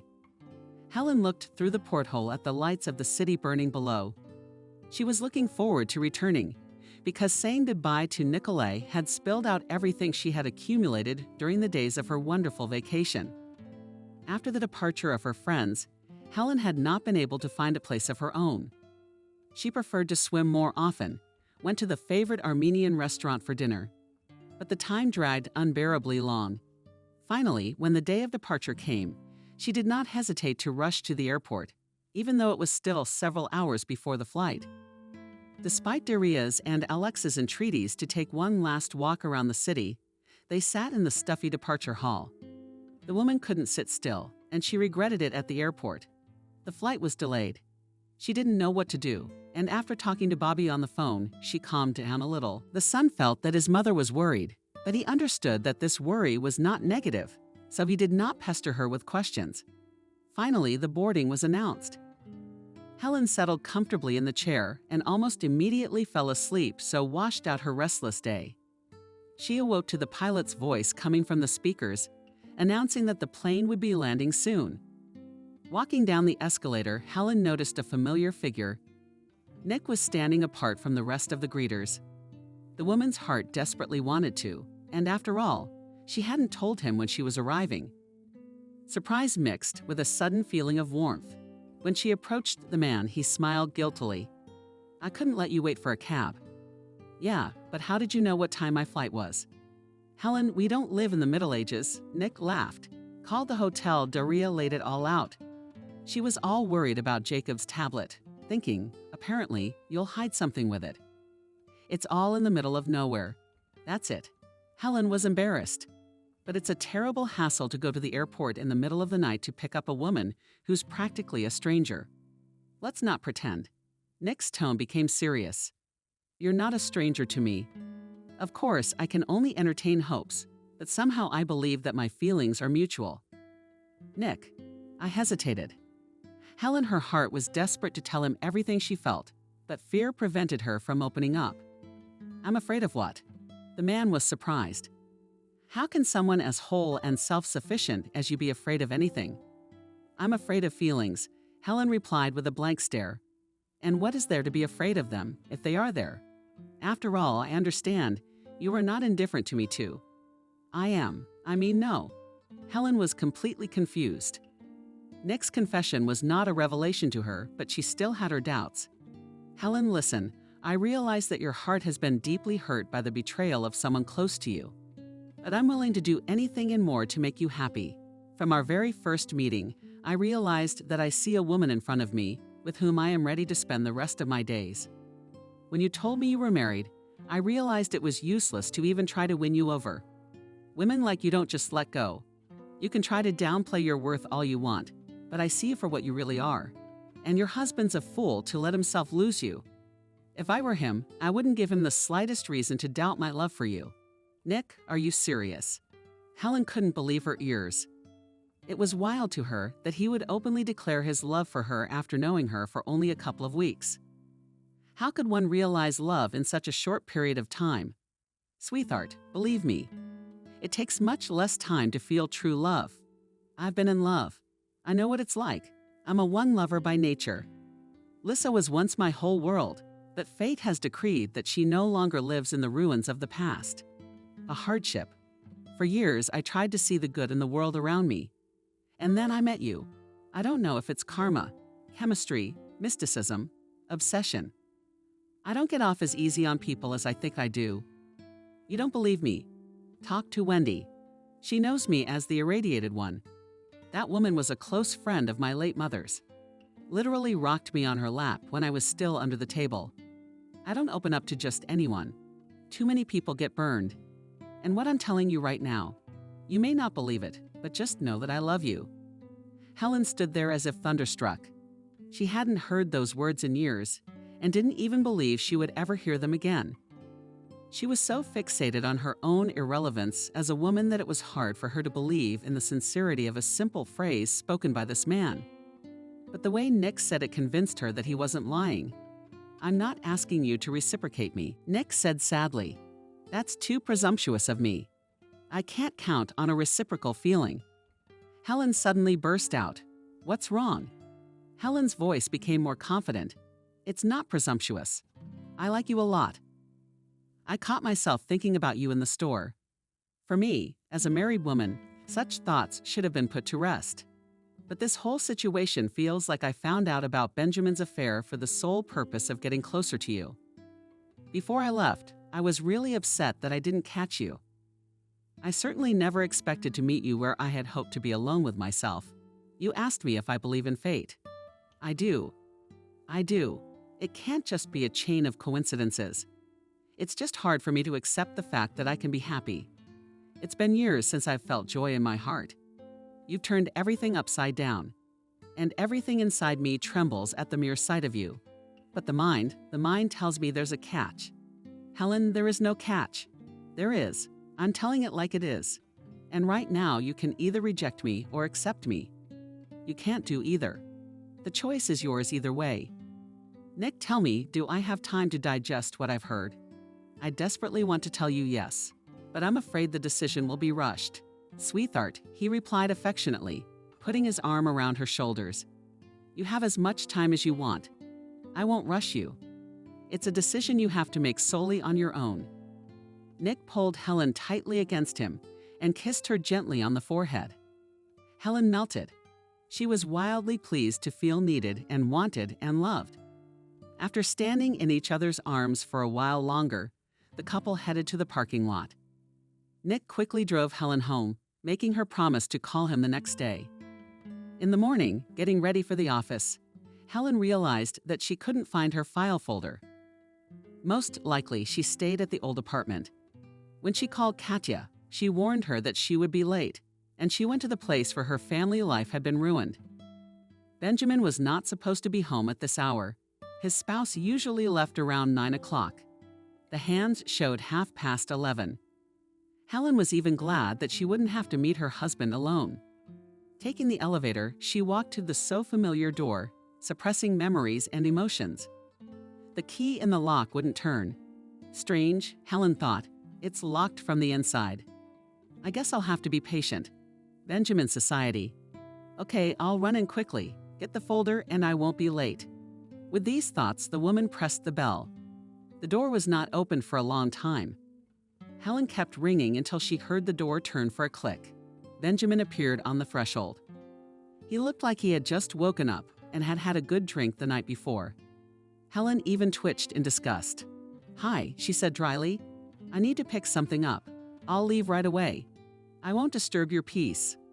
Well, come in. Nick grunted reluctantly. It was obvious that he was not at all happy about the sudden appearance of his wife. Where have you been so long? I called you. You didn't answer. At work, they say she left. Where? I don't know. And why did you call me? Helen asked, undressing. It doesn't matter, Benjamin said. Well, it doesn't matter. It doesn't matter. Helen headed for the bedroom. Benjamin blocked her way. Let me get you what you needed. I can get it myself, she replied sharply, trying to get around her husband. I'm in my own house for now. Helen, Benjamin said uncertainly. What do I see? You don't want me to go any further. You're not alone. Seeing how Benjamin's face changed from her question, Helen realized she was not mistaken. She yanked the bedroom door open sharply and wasn't even particularly surprised to see Vika floating peacefully in bed. Oh, said Helen loudly, trying to wake the girl up. What a nice meeting. Emily struggled to open her eyes, but as soon as her gaze focused on Helen, jumped up sharply. You don't have to worry, sweetheart, Helen remarked wryly. Do you feel at home? I don't think you need my advice, though. With a firm gait, she went to the desk at the back of the room and began noisily pulling out drawers. Finding the right folder, Helen turned around. Emily was still lying there just as she was. It seemed that the girl was ready to get under the blanket with her head just to avoid participating in this scene. Looking at the maiden in such a pathetic position, Helen noted that on her hand, cradling the blanket, was a ring speckled on it. All would be nothing, but the ring was a family heirloom, inherited by Helen from her grandmother. She couldn't tolerate such insolence. Get up, she ordered. What did the maiden have in her eyes? The very thing. Roughly answered her Helen. Not only that you frowned at my husband, which I can still forgive in principle, now you are tormented with him yourself, so you managed to get into my bed in my house and put my ring on yourself. Are you dreaming of getting out of here? As I recall, you have an apartment. The girl was clearly suffering from a hangover, so the loud sound of Helen's voice hurt her. Do you need me to tell you again? I'm losing my patience, Helen. Or am I not making myself clear? Will Helen stop? Attempted to intercede for his mistress, Benjamin. Stop it, growled his wife angrily in his face. Benjamin even took a step back. He had never before seen his, always mild and tactful wife in such a rage. And you? How dare you bring this filth here, into our home? Why the hell did you swear to me here that you'd divorce her? Talking me out of it? You're a disgusting liar. At least you didn't lie to yourself. I don't give a damn what it's like anymore, but I won't tolerate insolence. She made a determined move toward Emily. The girl rotted in surprise. Take off the ring, Helen said slowly and calmly, looking then and there directly in her eyes. If you don't do it now, I won't get my hands dirty on you. You don't have to worry. I'll just call the police and file a report on you. Believe me, you won't get away with embezzlement. Emily flinched from her earlier. There was no trace left of the slap of the net and confidence. She tried to pull the ring off her finger, but it was stuck. No matter how hard she twisted it, nothing came out. Her finger only swelled more. Looking at these clumsy attempts, Helen laughed. She laughed long and with rapture. She was literally being driven to hysterics. These pathetic people are powerless against her unexpected onslaught. You know what? Suddenly Helen stopped laughing. Screw you guys. I don't have a lot of time to waste on you. I have more important things to do.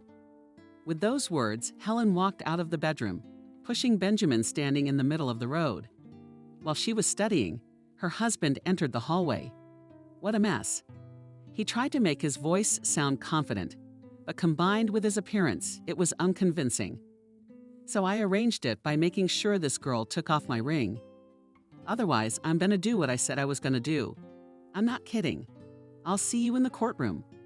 And under the circumstances, you don't even expect me to give up the apartment. We'll divide everything according to the law. Keep that in mind. Helen slammed the door, waiting for the elevator. The woman pondered. She thought she had overreacted, but immediately pulled herself back. She decided she had done the right thing. So fervently loved, her husband used to seem like a pathetic man who gave no purpose to his words. And this is Emily. Now seemed the most appropriate party for him. Gradually, the emotional state matched. Helen arrived at the office already perfectly calm, as if nothing had happened. She immediately plunged headlong into the work she had missed. It was only in the evening that she remembered that she had not called Nick. In a hurry to make amends, she dialed the number. The phone was off. Strange, Helen thought. Busy. I guess I'll call back later. But neither the second nor the third time did Nick answer. Helen tried to call until the night before, but all her attempts failed. She didn't even notice that she had fallen asleep. When she woke up in the morning, Helen dialed the number again. "What the hell is this?" she said out loud. It couldn't be that he just turned off his phone. A bad feeling crept into her soul. Realizing that without finding out what happened will not calm down, Helen decided to call Jacob. The boy answered almost immediately.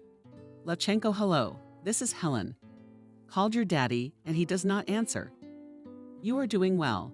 Helen, the boy spoke with a kind of tear. "Dad was in an accident yesterday. He's in intensive care right now. I wanted to call you, but there's no number. Dad's cell phone is missing." "Helen, please come over. It's not too bad." "Honey, don't cry." Helen hurried to comfort the baby. Although she was paralyzed with fear. "I'll come right away. Tell me the address." Helen jumped out of the apartment, hastily dressed.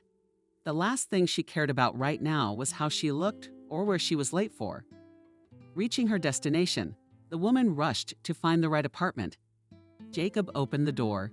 It was obvious from the boy's face that he was crying. Helen hugged the child tightly. "I'm so glad you came." Nolan sobbed. "I'm the one behind everything right now. Aunt Wendy's gone to the hospital, told me to stay home." "It's all right, darling." The woman stroked his head. "Let's go to the hospital together." How did this even happen? Dad was driving home, and a car slammed into him from the side. The police called me. Then Aunt Wendy came over, and I'm really scared, Helen, that he's gonna die. Suddenly, the boy began to choke. Helen remembered Nick telling her that severe anxiety gave him choking attacks. Panic gripped her. "Jacob, honey, just breathe deeply." "Where are your insights?" The boy began fumbling in his pockets. Finally, he took out a small canister, and having taken a few breaths through it, Jacob began to breathe more evenly. And after a couple of minutes, the seizure was completely gone. "Helen," he whispered for me, "don't be afraid. I'm used to it. When Mom died, I thought I couldn't take it. And now Dad." That's what Helen said so firmly. "Come on, we have good doctors. Dad's gonna be fine. And you don't need him to see how worried you are. He loves you very much. Come on, let's get ready to go to the hospital. You know where he is lying." The boy nodded and began to pull on his shoes. They reached the clinic very quickly. The roads were almost empty. As soon as they entered the lobby, Helen saw Wendy. Wendy, a long time ago. The woman's eyes were swollen with tears. "My dears." She rushed to meet Helen and Jacob. "How are you here?" "I was up all night, waiting at the doctor's. Kolya's having another operation. He's lost a lot of blood. And it's a rare type. They're looking all over the city, but there's almost nothing. I'd love to give mine away, but I don't fit, and Jacob has a different interest. We've already called everyone we know, but no luck." "What group?" Helen asked with hope in her voice. -4. Helen felt as if her arms and legs were missing. She slowly lowered herself onto the chair and looked into Wendy's eyes. "Don't call the doctor." Quietly, she muttered, "I'm for negative. Let's not delay." Wendy became nervous. She rushed to the front desk and began to explain something vigorously to the nurse. She rang the bell just a minute later. The doctor entered the lobby quickly. When he saw Wendy, who was already familiar to him, he went toward her. "I just got word that a donor has been found." He asked. Yes, Wendy nodded. "Helen, come here, please." "Hello." Helen greeted the doctor. "I'm in the right group. I'm not sick. I'm willing to give whatever it takes. Are you a relative?" The doctor raised an eyebrow. "Yes," Helen answered without hesitation. She herself did not realize how it had happened. But now she felt that the person closest to her was balancing on the edge of life and death. Therefore, any delay could prove fatal. "Good," nodded the doctor. "Let's go to the procedure room and get you all set up.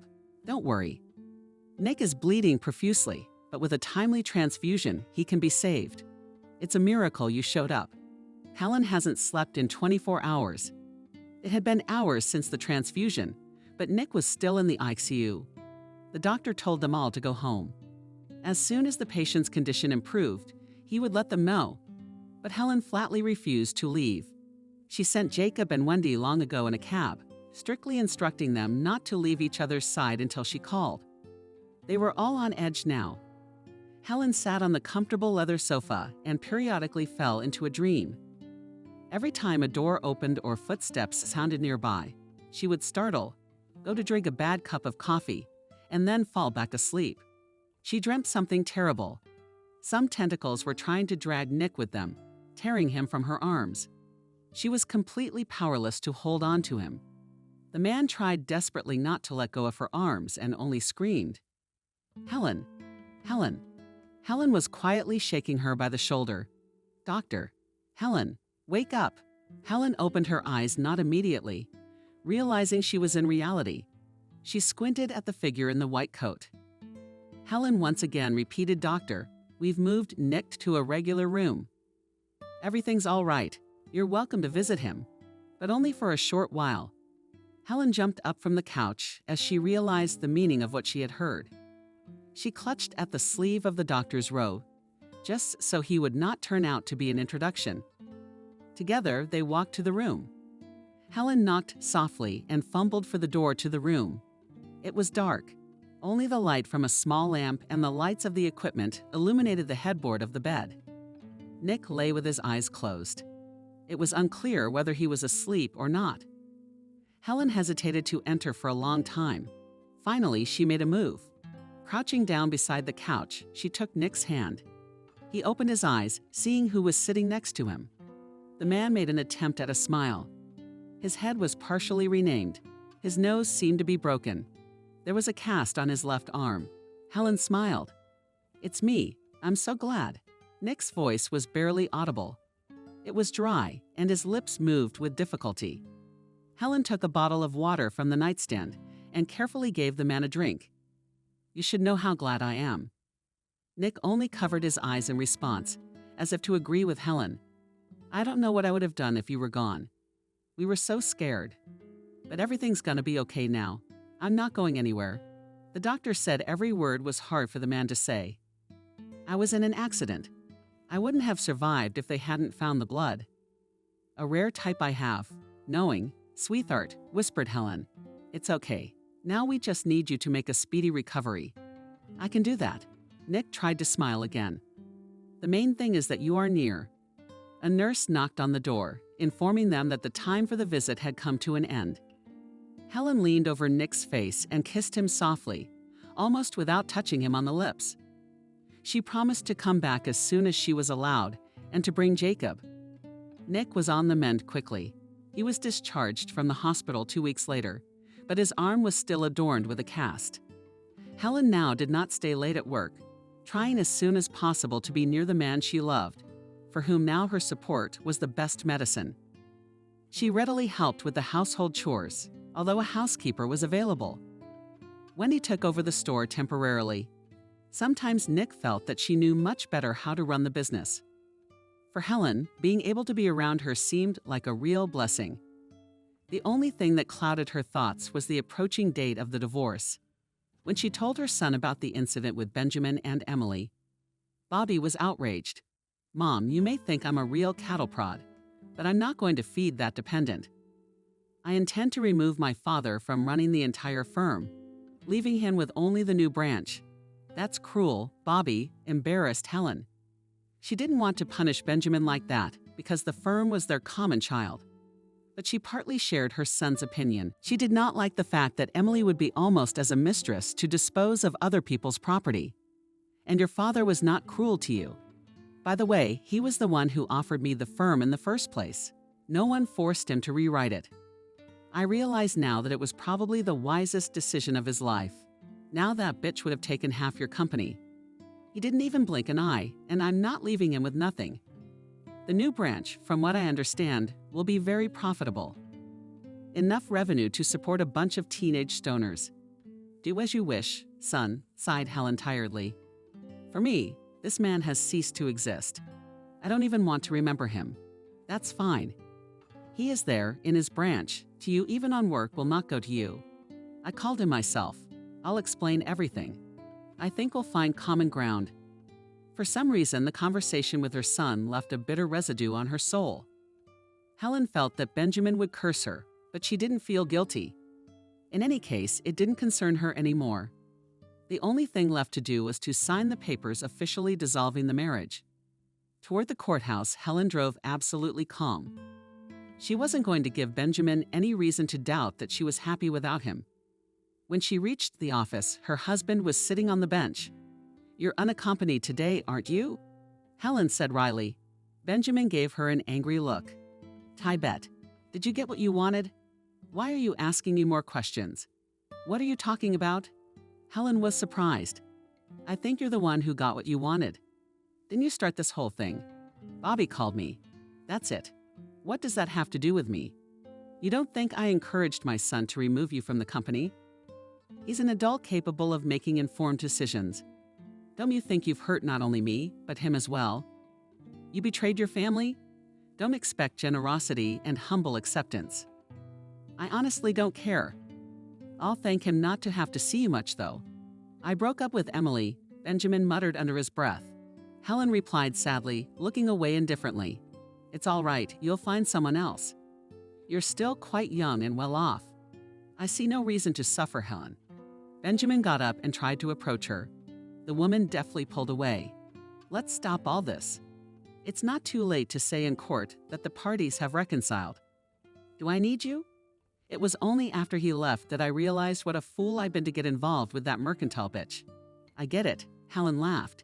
"She's the one who dumped you when she realized you didn't have the fortune behind you that she'd hoped for. You don't have to try to get me back. I'm happy with the man I love, and you can live your life the way you want to live it. You got a man quickly. You didn't hesitate.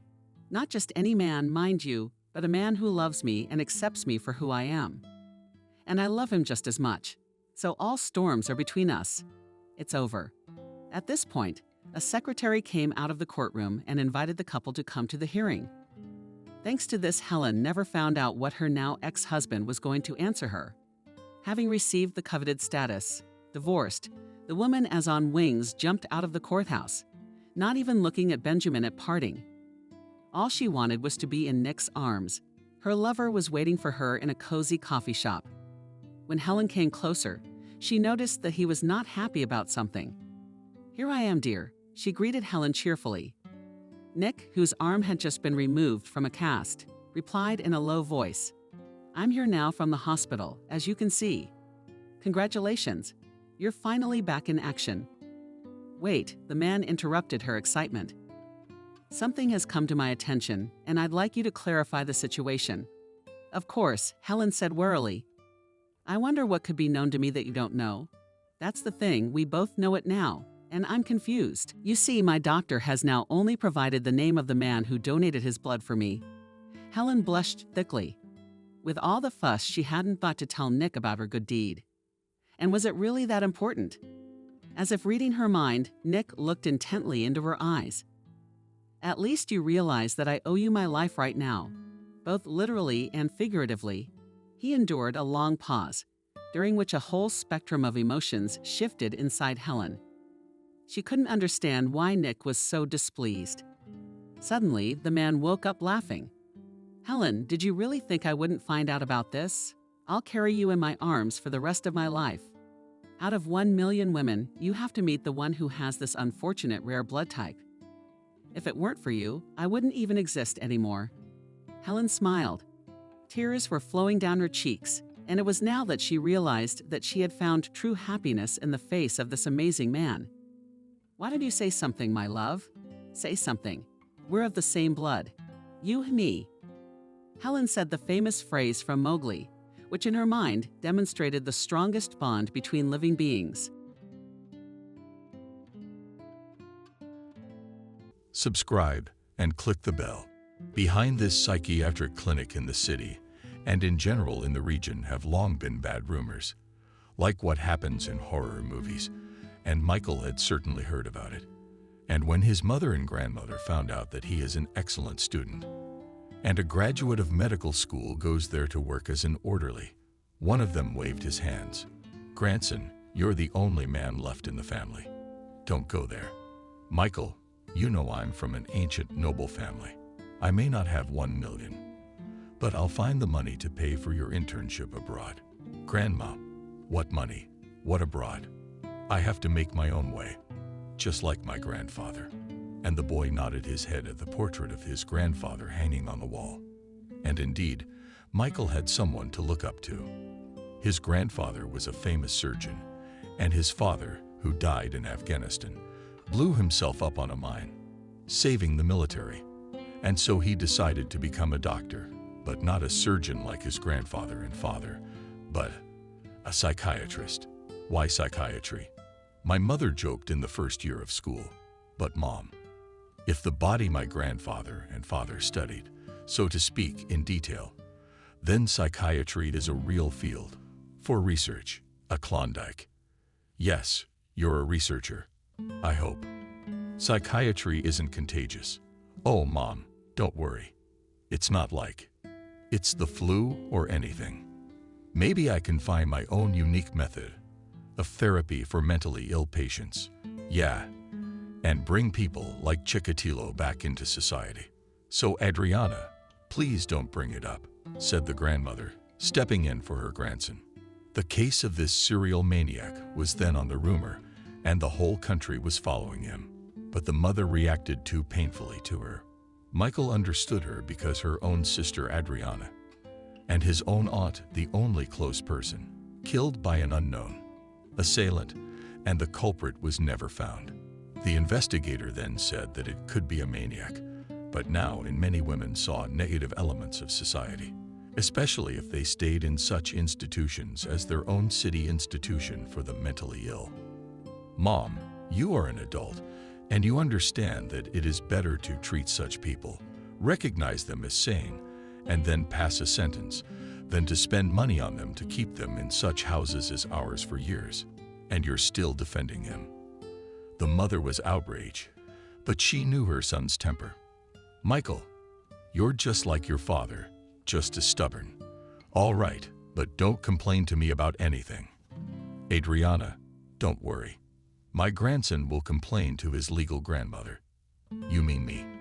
Betty gently ruffled the thick red curls of his favorite grandson. Grandma, but I'm not a boy anymore. Not a boy, but not yet a husband. So listen to your mother, but also to me sometimes. So they lived in the old Tsar's house, where they had a 5-room apartment with its own fireplace and a large library, luxurious balconies, which still kept traces of the old stucco. This house was in the very center of the city, stood on a small hill, and was considered one of the elite in the city. For it, even many rich men and millionaires, even one criminal authority gave crazy money for the family to sell their apartment. No way, said Betty's grandmother, who was considered the head of the family and whose word was final. This apartment will serve my great-grandchildren and great-great-grandchildren. So just stop asking me stupid questions like if I want to sell the apartment and leave me alone. That's all she said a few years ago to a city criminal mastermind. And strangely enough, but after that they really didn't bother them anymore. They didn't even start organizing invasion raids, as it often happened in those times. That's how they lived. Michael, dreaming of becoming a famous psychiatrist, and his mother and grandmother, whom he madly loved and idolized. No, there were girls in his life, and even an older woman, but he loved few. Yes, there was a crush, even a feeling like love, but nothing serious. He went on studying, falling in love, dating. Now he was interning at a psychiatric clinic in their town. Yes, they had talked the most horrible and heartbreaking, up to the fact that their orderlies and doctors have fun with mentally ill beauty. But no one could prove it. What do you want me to do? Michael asked his old friend Benjamin, who told him all this. Do. I really have to go over the border, as my grandmother says. But you know, you'd have to sell the last of it. And what would I do in that prosperous Europe? And you realize their methods and ours are probably incompatible. So that's where it stands. I'm already used to the realities of our medicine and psychiatry, in particular, as well as methods of therapy. What's a handful of pills? I'd rather have a shot in the vein. Or even for some freaks in general. Orbital lobotomy. You're a bloodthirsty. Benjamin, I'm way ahead of you. Aha. That's why I went into dentistry, so I could yank my patient's teeth with a vengeance. And the guy was soon making a grimace that made them both laugh. A healthy laugh. Crooked faces like first graders. It was normal. In their practice, doctors, they are such and black humor that help them endure the specifics and difficulties of the job. Often the lack of weekends when there is no one on shifts. And you do all the work for 3 people so you cannot die long, or even go crazy and become like his future charges patients in a psychiatric clinic. Yeah, Ethan, I probably should have chosen dentistry like you, and my grandmother insisted that my senior year I choose dentistry or gynecology. But that's just not my thing, you know. I see, Michael. Then you'll have to go to me for dental care and one of our girls for gynecology. I'll give you a headache. All right, buddy, I gotta go home. I gotta get ready for my first day of private dentistry tomorrow. I'm on the phone for now. Michael nodded, and after shaking hands, they parted ways. He had to go to his mental hospital tomorrow. Then, it was worth it to come home early, to pack a bag, and for once, not to sit in front of the TV until night to sleep. Already at home he had dinner and brewed himself a fragrant tea. Michael sat down at the computer, an old computer brought from Europe, but still capable of much computer brought to him under the order from a friend of his grandmother for his birthday. When Michael was in his 2nd year of study, and the guy's joy was unbounded. Grandma, this is a real treasure. Luckily, the guy had no limit. And now he sat down at the computer, started the system, and connected the internet. Yeah, the internet is power. The ability to communicate with the world, to learn a lot. And now he decided to keep his own electronic diary of his internship at work, including everything he saw and heard, what methods were used, and what the doctors achieved. Maybe I'll even write a dissertation based on this diary. Not many secrets this asylum hides. Is this your institution for the mentally ill? Grandma came into the room and put a tray with a huge tea and sweet spoons on the table. Yes, Grandma, I'm thinking of keeping a diary. Maybe I'll see something interesting, and there are strange things going on in your almshouse. Grandma, do you know something? Tell me, please. I know something. Betty sat down on her grandson's bed and thought about it. That sometimes I see girls and young women in weird outfits, but they also have ribbons in their hair. Grandma, well, the outfits are ordinary, hospital outfits. Maybe some suits came from humanitarian aid. And the ribbons? Maybe one of the nurses got sick. No, grandson, something else. Outfits. Grandma thought for a moment, and then said, you know, like in adult movies, a dress, short stockings, and netting. Somehow the guy raised an eyebrow in surprise. Strangely, he had passed by this place many times, but he hadn't really paid attention to the patients. His grandmother, on the other hand, did. She looked at her grandson carefully and then continued. And about the ribbons, you know, they're weird too. How can I explain it to you? Well, what caught your attention? Just tell me the first thing you noticed.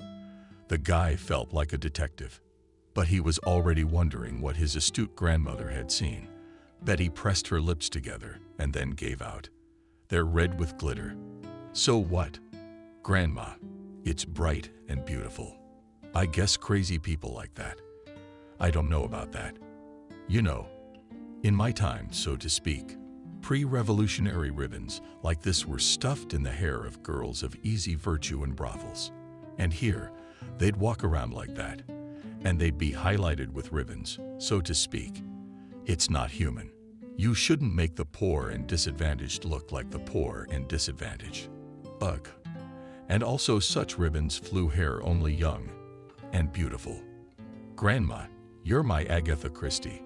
Really, how many times have I walked by and just not paid attention? It's impossible not to pay attention to such an inferential outfit. All right. Well, I take what you said, and I'll pay attention. Maybe I'll uncover some kind of world conspiracy. And the guy smiled his beautiful smile, but he didn't know how close he was to the truth. This hospital was a place for the mildly insane. As the doctors would say, those who didn't require enhanced confinement. That's why the patients could walk by themselves in the equipped yard of the institution, awarded with a fence. But the guy would learn about it later, when he would encounter the most horrible and disgusting thing that could happen in his professional life. Monday turned out to be surprisingly sunny and similar, especially after a night of threatening rain and rain that walled the city. Yes, Michael thought. Waking up in the night and looking out the window to rain like that could wash away the whole city and my psychotic charges with it. But the morning was clear and sunny, and there was practically nothing left from the traces of rain, except for broken branches and leaves on the ground. Yeah, it's a lot of work for a janitor, the boy said aloud. That's right, said the janitor of the Sheck grandmother Sophia, who has been cleaning the yard. Since 5 o'clock, she's already cleaned so much, and still waving and waving the broom. Good luck to you. And the guy, throwing his backpack on his shoulder, went to his new place of practice. On the approach to the psychiatric clinic, the guy decided to walk around it a bit, on the other side, so that he could see the place where their patients usually strolled, and to pay attention to what his grandmother was talking about yesterday. Indeed, there were several girls walking in the courtyard, dressed in very revealing outfits with brightly colored ribbons in their hair. But the strangest thing was not only the orderlies, but also the head doctor and his 2 deputies were standing aside. They looked at their charges and smilingly discussed something. And the head doctor was looking at Kathy, a new patient who had been brought in a few days ago, a victim of hypnosis, or rather a failed experiment of a psychopath, a doctor who practiced his trance technique on her. Yeah, the guy thought. Such things happen in the practice of doctors. As the grief doctor told the law enforcers, this method he tried to muffle her inner hunger. What kind of hunger? One of the investigators asked the doctor. Sexual hunger. She was just obsessed with men, always wanting sex. I tried to bring her back to a normal life, although so far I had to cure her with this method by my refinement, to cure her. Or maybe it was just you decorating her like that. I was saving her from herself.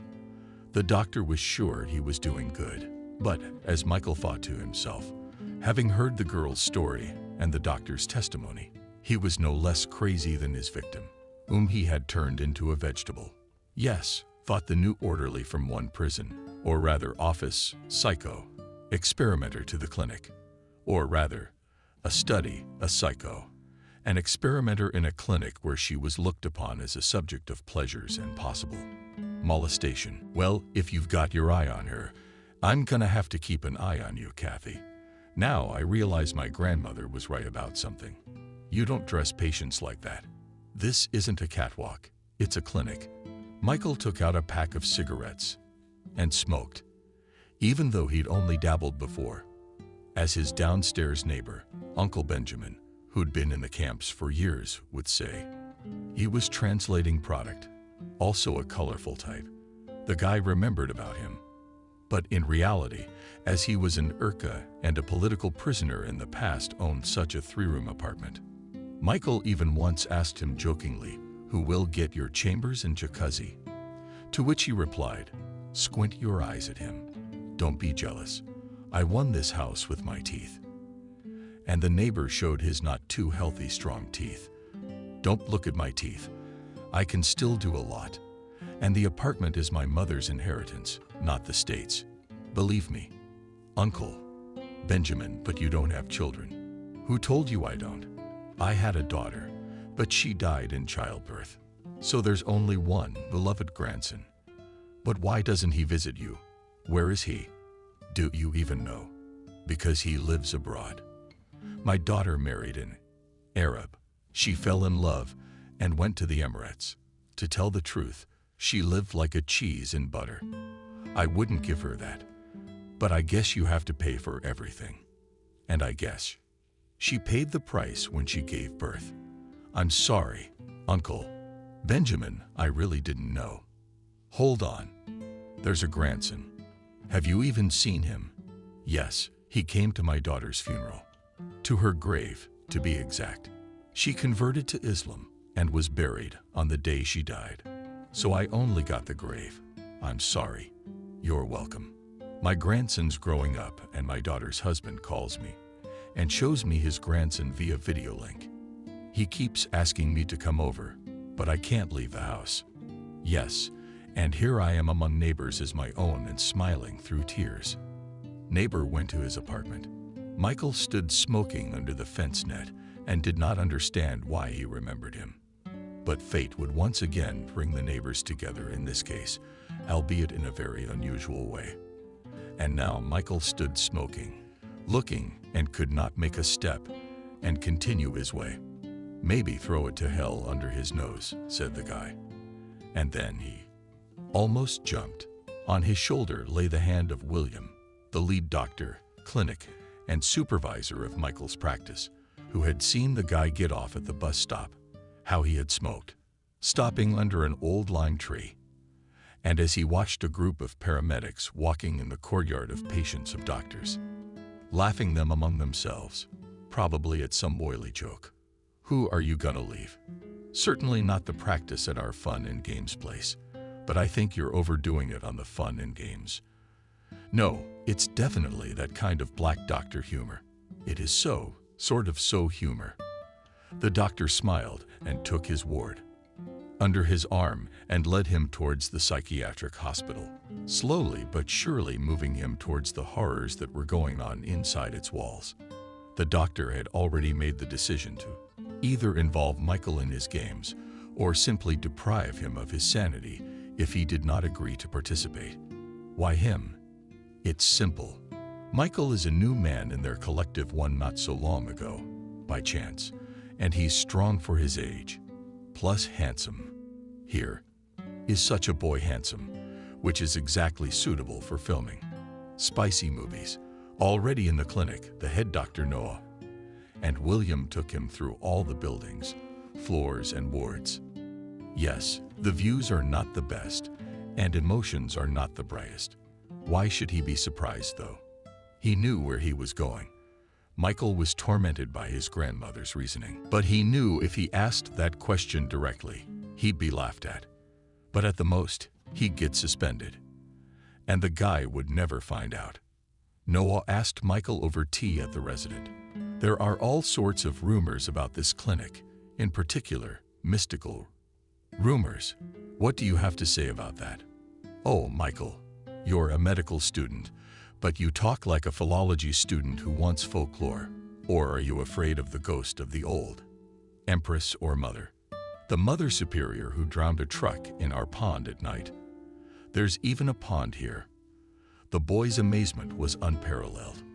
How long has he lived here in this town? I knew of clinics in the neighborhood, but the fact that there's also a pond. Remember the old movie about the Three Musketeers? Well, we have a lively pond just like that. It was organized by the previous head doctor. His wife worked as a landscape designer. So they set it up. We have a lily pond here. It's beautiful. There were fish swimming in it, but I guess our climate didn't suit them. They died out over the winter.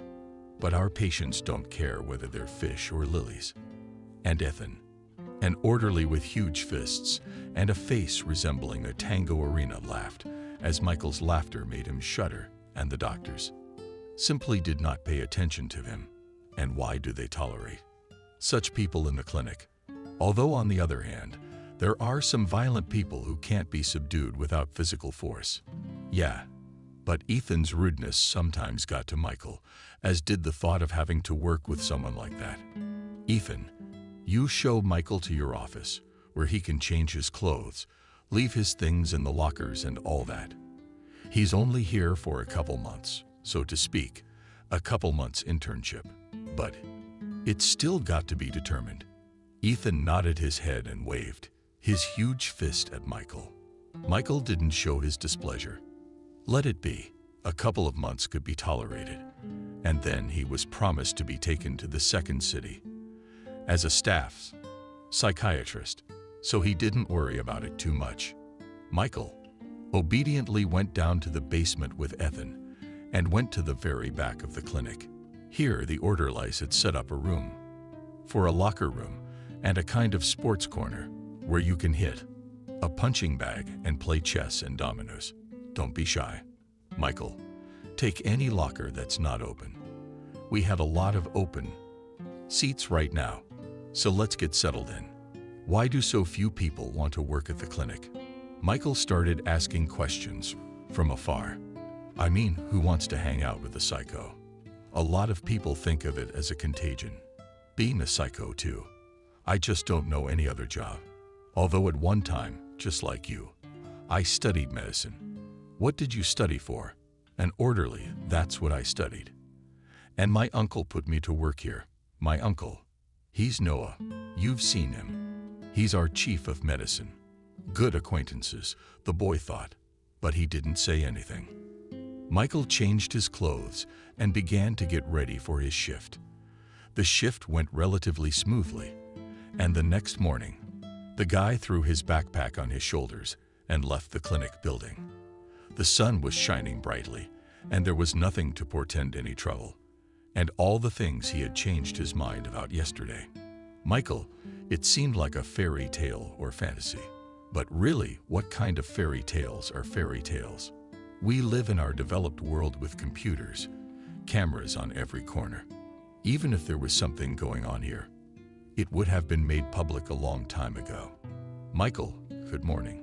William called out to the guy and extended his hand to greet him and got straight to the point. How was your shift? Smoke. I don't smoke. Thank you. Yesterday it was just a dalliance, but the shift. Thank you. Everything went smoothly. William, can I make a personal request if I'm not interrupting something more important? Sure. Yes, of course. Anything I can do. Could you show me that pond you told me about yesterday? Wow. I guess you got caught up in the story last night. Come on. It's in the backyard. I'll show you around. I gotta be honest, you can't see it from the street. It took me a while to find it myself. It's so hidden, it's creepy. Is this place really inhabited? The center of Izhevsk. The doctor looked at him with a slight chuckle and said nothing, but waved his hand and led him deep into the park area of the hospital. Yeah, it's a bit of a wilderness, and that the most strange noise of cars from the street was not heard, although the clinic itself was located at the crossroads of quite busy central city roads. How quiet is it? And strangely enough, you can't hear much traffic from the road. Yes, you're right, Michael. You've noticed it's quiet. And here's the twig itself, and the head doctor spread the branches with his hands and let the boy go ahead. It's beautiful. Before, Michael opened a pond, laid out of stones behind burned black lilies, around which willows grew. And what was the most amazing thing? There were several statues in antique style of girls, hunting or carrying jugs on their shoulders. He had not seen such statues for a long time. Oh, it's beautiful. And notice the angle and the shot. You could even make a movie. What kind of horror movie have you seen in our cellars? There's no such thing as a cellar. Why? There are some. Yes, imagine that. And they lead to the local cathedral of the Transfiguration, which is across the street from us. Are these cellars or cellars? I don't know. They lead to the monastery, and they say the monks at our clinic have the right people. And all because it wouldn't occur to anyone to look for a healthy person in a mental institution. Then there's been some kind of collapse in some places. Now these passages are impassable. That's for sure. No one's gonna come in here willingly. And then he noticed on the opposite bank the figure of a girl in a racy outfit. Kathy, he remembered her, because she had been brought here on the day when he had come to see the head doctor and applied for an internship at this clinic. The girl herself was not in the state she was in at the time. She was screaming at the doctors that the psychiatrist wanted to kill her. She's hearing voices and everything. That Kathy suffers from inner voices and a hypertrophied sex drive. Well, that's what her previous doctor said. Who knows? So far, the girl hasn't said a word. Why is she dressed like that? Short dress, fishnet stockings, ribbon in her hair. You know, Michael, it's one of my methods of letting the patient choose what they want. And by the way, where'd you get that outfit? That's a good question. Like many theatrical costumes, it was left to us by a theater. Exactly the theater. The director was jailed for some dark deeds, he and his wife. And the actors just ran away. And since the theater was near us, it's not a waste. And they were all dressed like royalty. Yes, imagining you as Henry Valois or Peter the Great. Michael, you're joking. But by the way, we had a wonderful carnival night here on New Year's Eve. And there was even a story about us in the paper. I hope it wasn't in a good context that a disguised Napoleon was walking around town claiming to be the real chief medical officer. No, we're all understanding people with a sense of humor. So we just hung around the Christmas tree. That one over there, by the way, by the entrance. And you know, people even took pictures with us on New Year's Eve. Yeah, that was fun. Thank you for the tour. I'm gonna go home and get some sleep.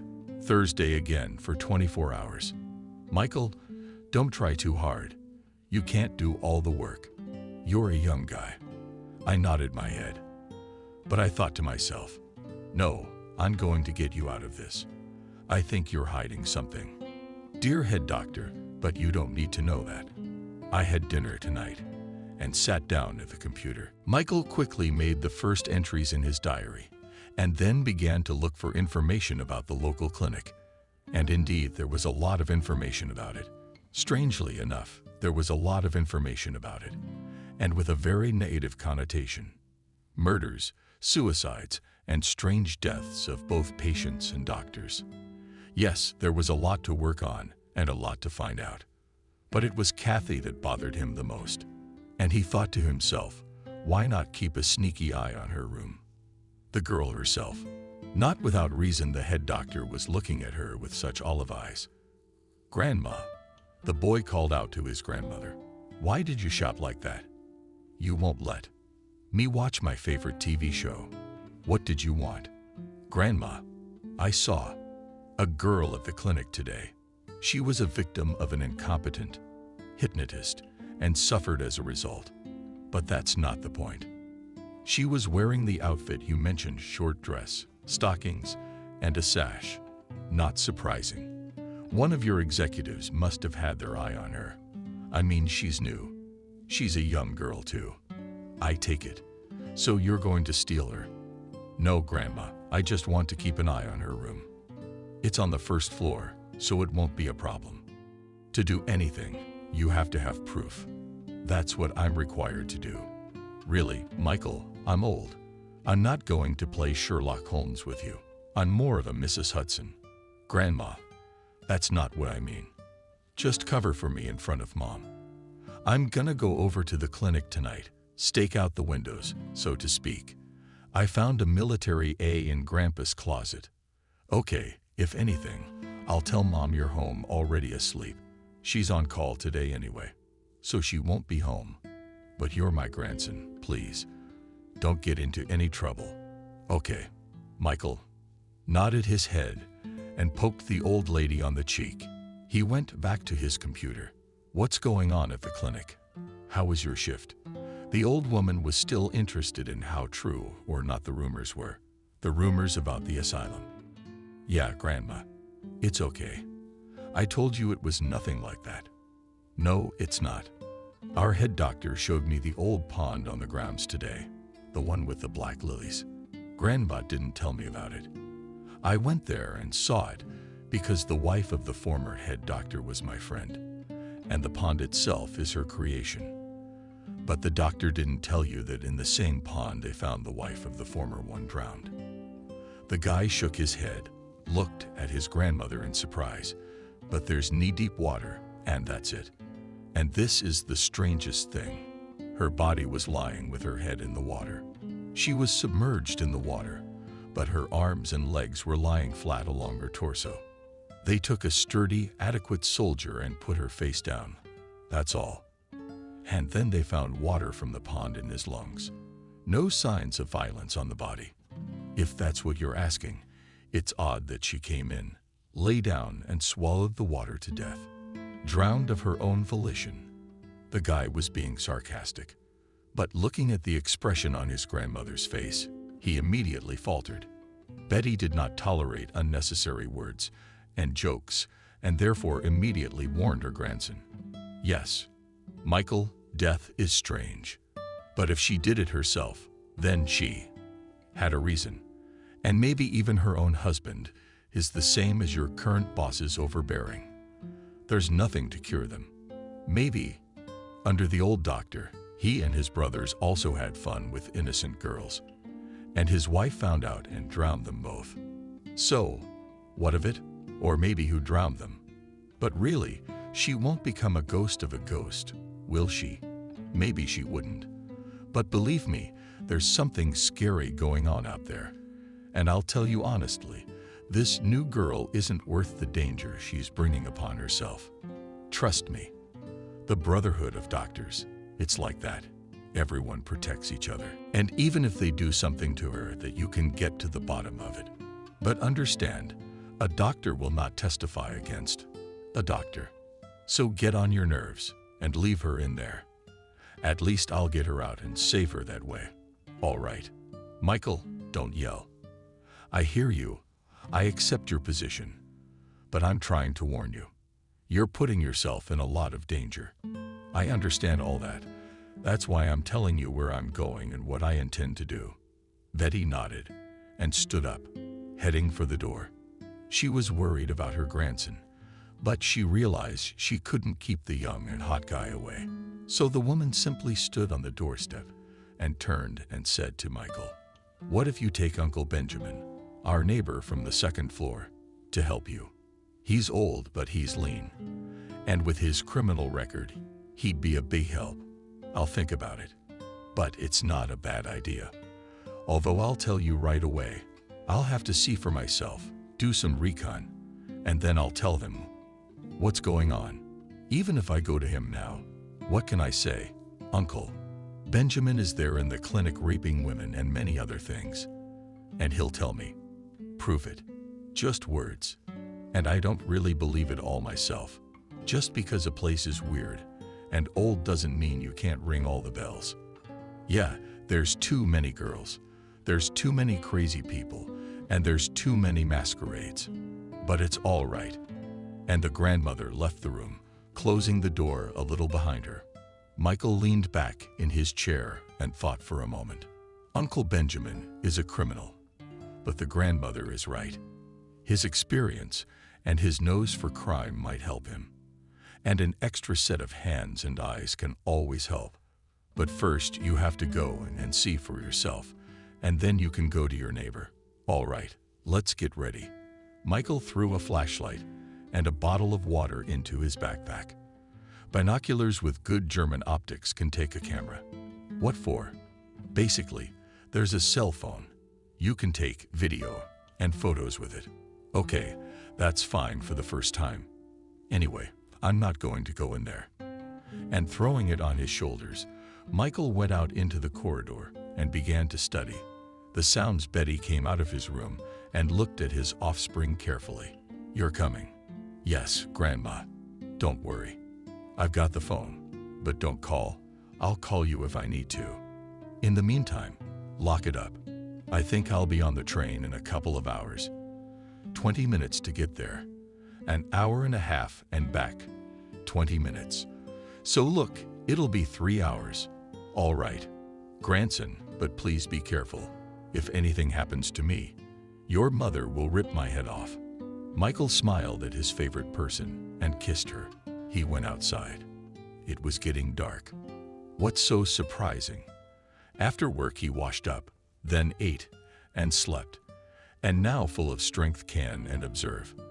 The guy smiled, thought to himself that he should have gone not to the doctor, but probably to the investigators. Here is a confirmation of his words. A patrol car passed by and lit up the road with flashing beacons, but it alarmed the guy. No, not the car itself, not the flashing lights. It was the fact that the policeman stopped it around the corner and got out quietly, covering the door. They slammed it shut, as usual, quietly slipped through the hole in the fence of the psychiatric clinic, and went just as quietly, whispering among themselves. Wow, the cops are also in business. And the young medic's bewilderment had no limit. Did these columns, as his grandmother would say, come here too? Wow. Now, it's not just medical malpractice anymore. It's a group of gangs. And that's what he's encountered in practice. Come on. Maybe he just made a mistake, and the police came here on a signal, so to speak, to check what's going on here. But still, these two were acting weird, uncharacteristic. Michael slowly went in the direction of the secret eye. In the fence, jumped in the chassis, hiding behind the dense vegetation, and abundantly growing along this fence. That was a plus right now, and it wasn't exactly a starry night. So the guy slowly crept toward the ominous, overhanging park clinic. This 3-story old pre-revolutionary building was an eyesore in the city. It was going to be demolished long ago, moving the facility to the outskirts. But apparently, it wasn't worth it for the high-ranking officials to go there in search of hidden pleasures. Come on, come in here, quietly said one policeman, and let the other one inside. The basement.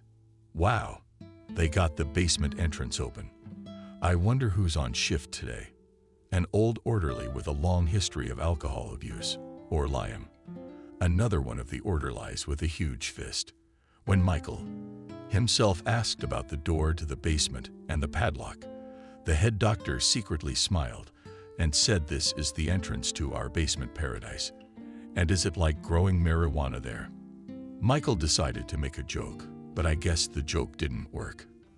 The doctor looked at him sideways and said it wasn't pot. It was something else, but it's too early for him to know. Everything will show and tell later. And now they just let outsiders into this forbidden paradise. Maybe they are part-time security guards. Michael chuckled under his nose and began to approach the clinic building even more quietly. The windows of the wards on the first floor glowed with a dim light. It was the way the duty lights burned. And the light itself was enough to see what was going on in the wards. The guy intuitively approached the window of the room of the new patient, Kathy, and from surprise, almost dumbfounded on the spot. Guy saw her sitting on the bed, dressed in a short school drill dress and with bows in her hair.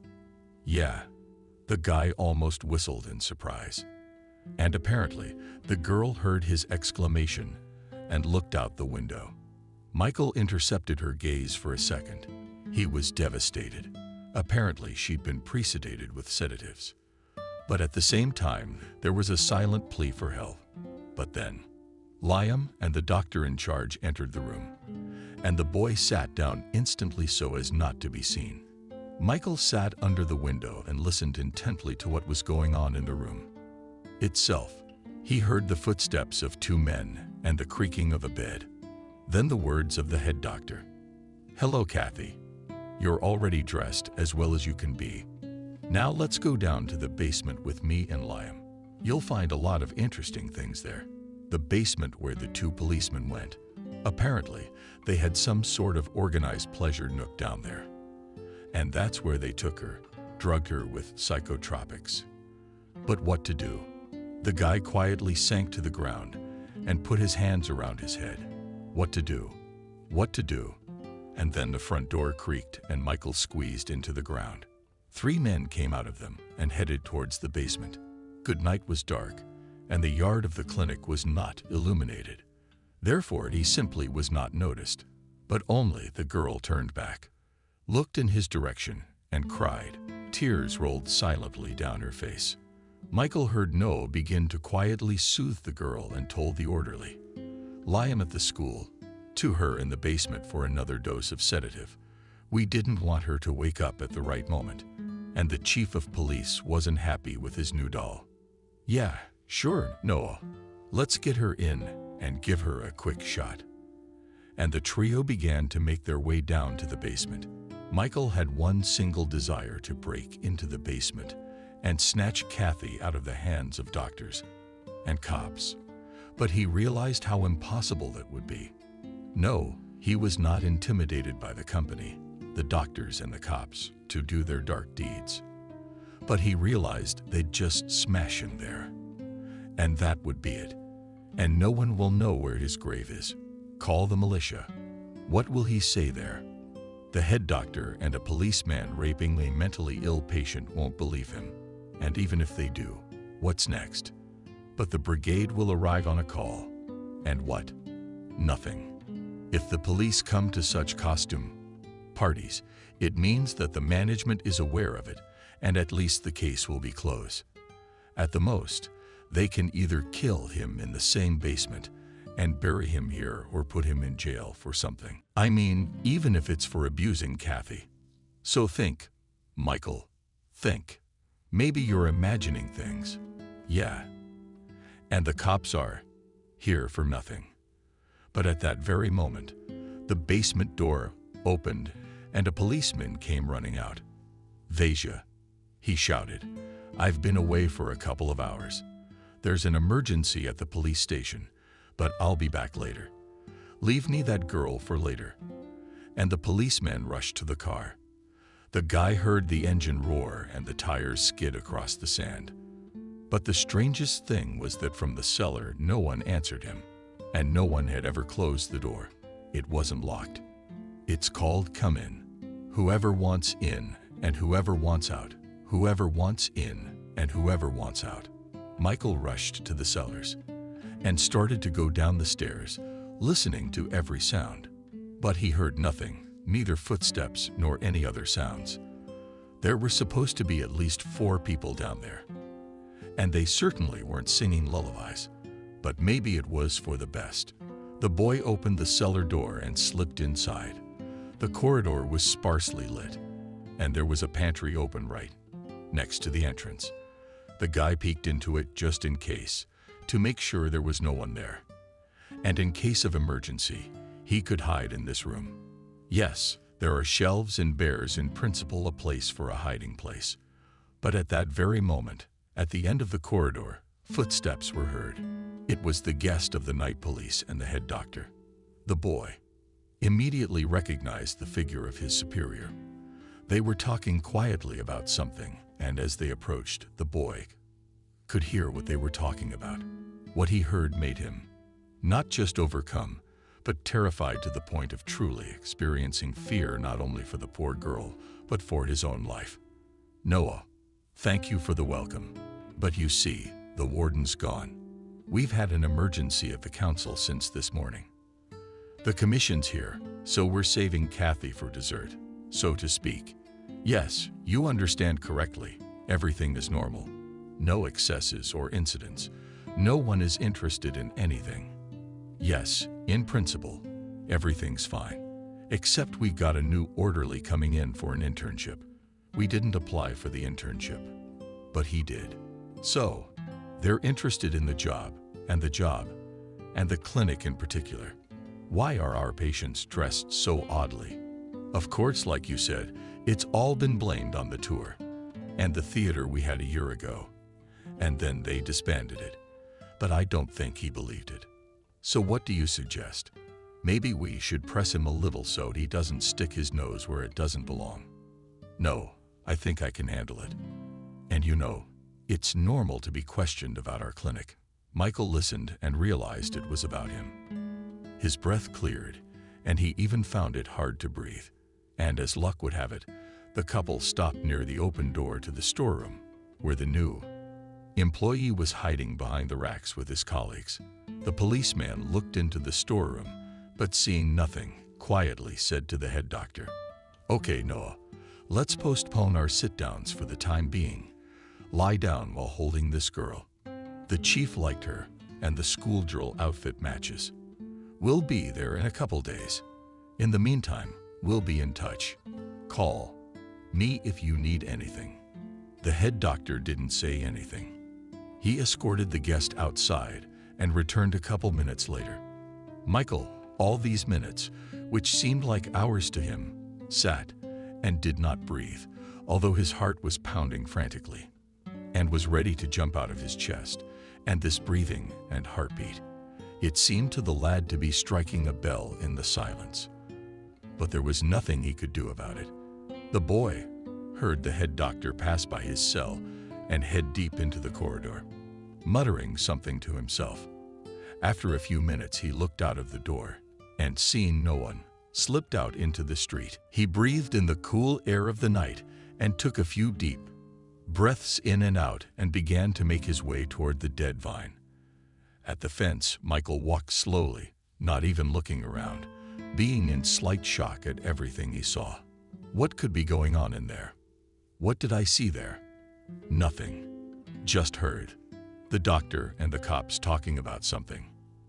But I don't know what they were talking about. Maybe it's some kind of videotape as part of a police investigation. The guy was trying to drown out the thoughts that kept popping into his head, and he'd heard of costume parties like this a long time ago. But to have minds devoid of girls and women take part in it, there was no such thing. All right, who am I kidding? Trying to fool. There's definitely something going on in that basement that's scary and illegal, and it's got to stop. Poor girls. He didn't know what to do. He didn't know what to do. He'd have to go to Uncle Benjamin. That old bastard will surely tell him what to do, won't he?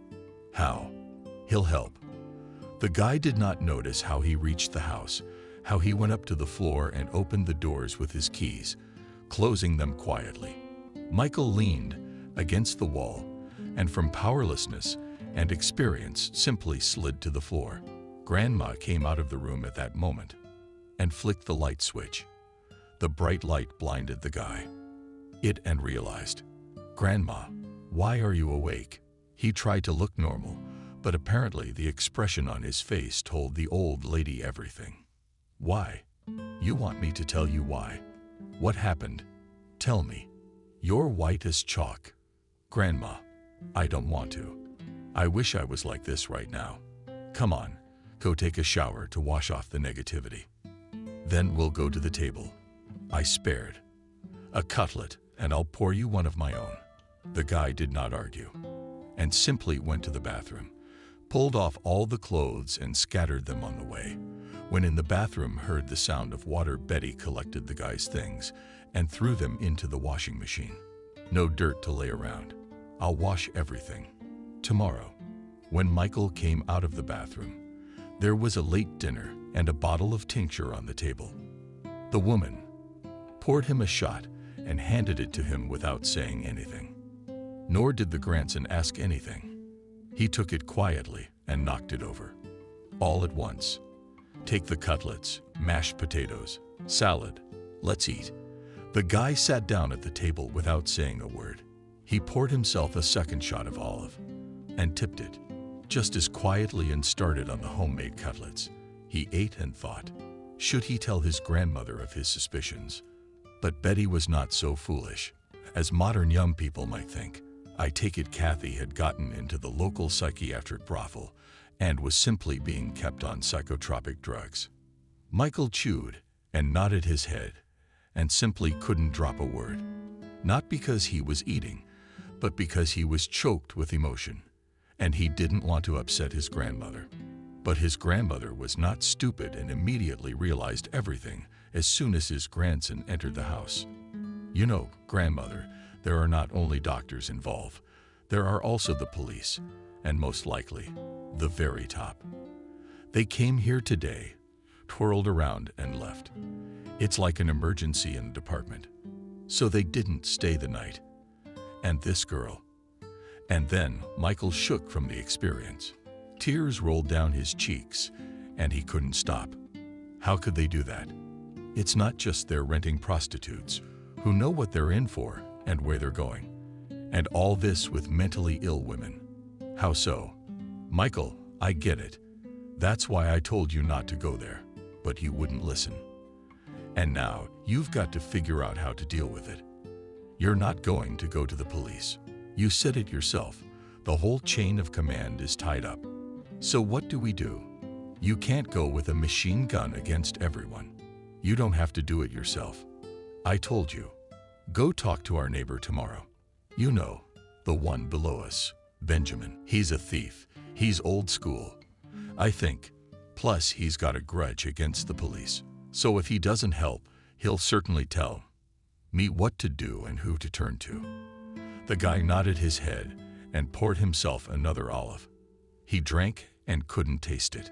Slowly he digested all that he had seen and heard, thinking how he should proceed. But Babushkina's spit turned out to be quite strong, and already in half an hour the guy was pecking his nose. Go to bed, my sorrow. Tomorrow mother will come, and you with red eyes sleep. And then I'll cook for you for the evening. Pour the stuffed cabbage. With all this good stuff you'll go and ask your neighbor for advice. Grandma, thank you. I'm going. Michael only laid his head on the pillow, as he was immediately dreaming. He slept and did not dream, though emotions so and so raged inside him. But apparently the young body could handle giving his head a rest. Indeed, he slept until almost lunchtime. And when he got up at 12 o'clock, he found no one home in the kitchen.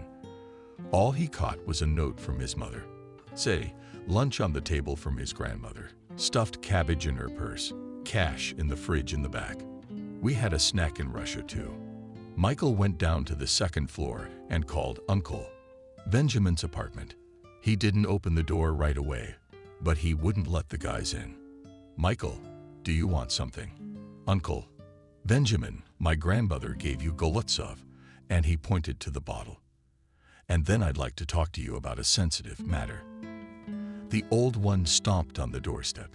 He liked Betty's stuffed cabbage, and it wasn't nice to say no to a neighbor. It wasn't proper. But he had guests he didn't want Michael to meet. The guy heard he had a stranger as a guest, maybe the lady of his heart, and he's here with his own problems. Uncle Benjamin, if I'm interrupting, I'm sorry, but can I come back later? Yes. Michael, I'm sorry, guest, come back at 8 o'clock. And here's Betty. A special thank you. Her stuffed cabbage is a work of art. Benjamin nodded his head and closed the door gently. Yeah, the stuffed cabbage and cash came in handy. There would be something to feed and drink an old friend.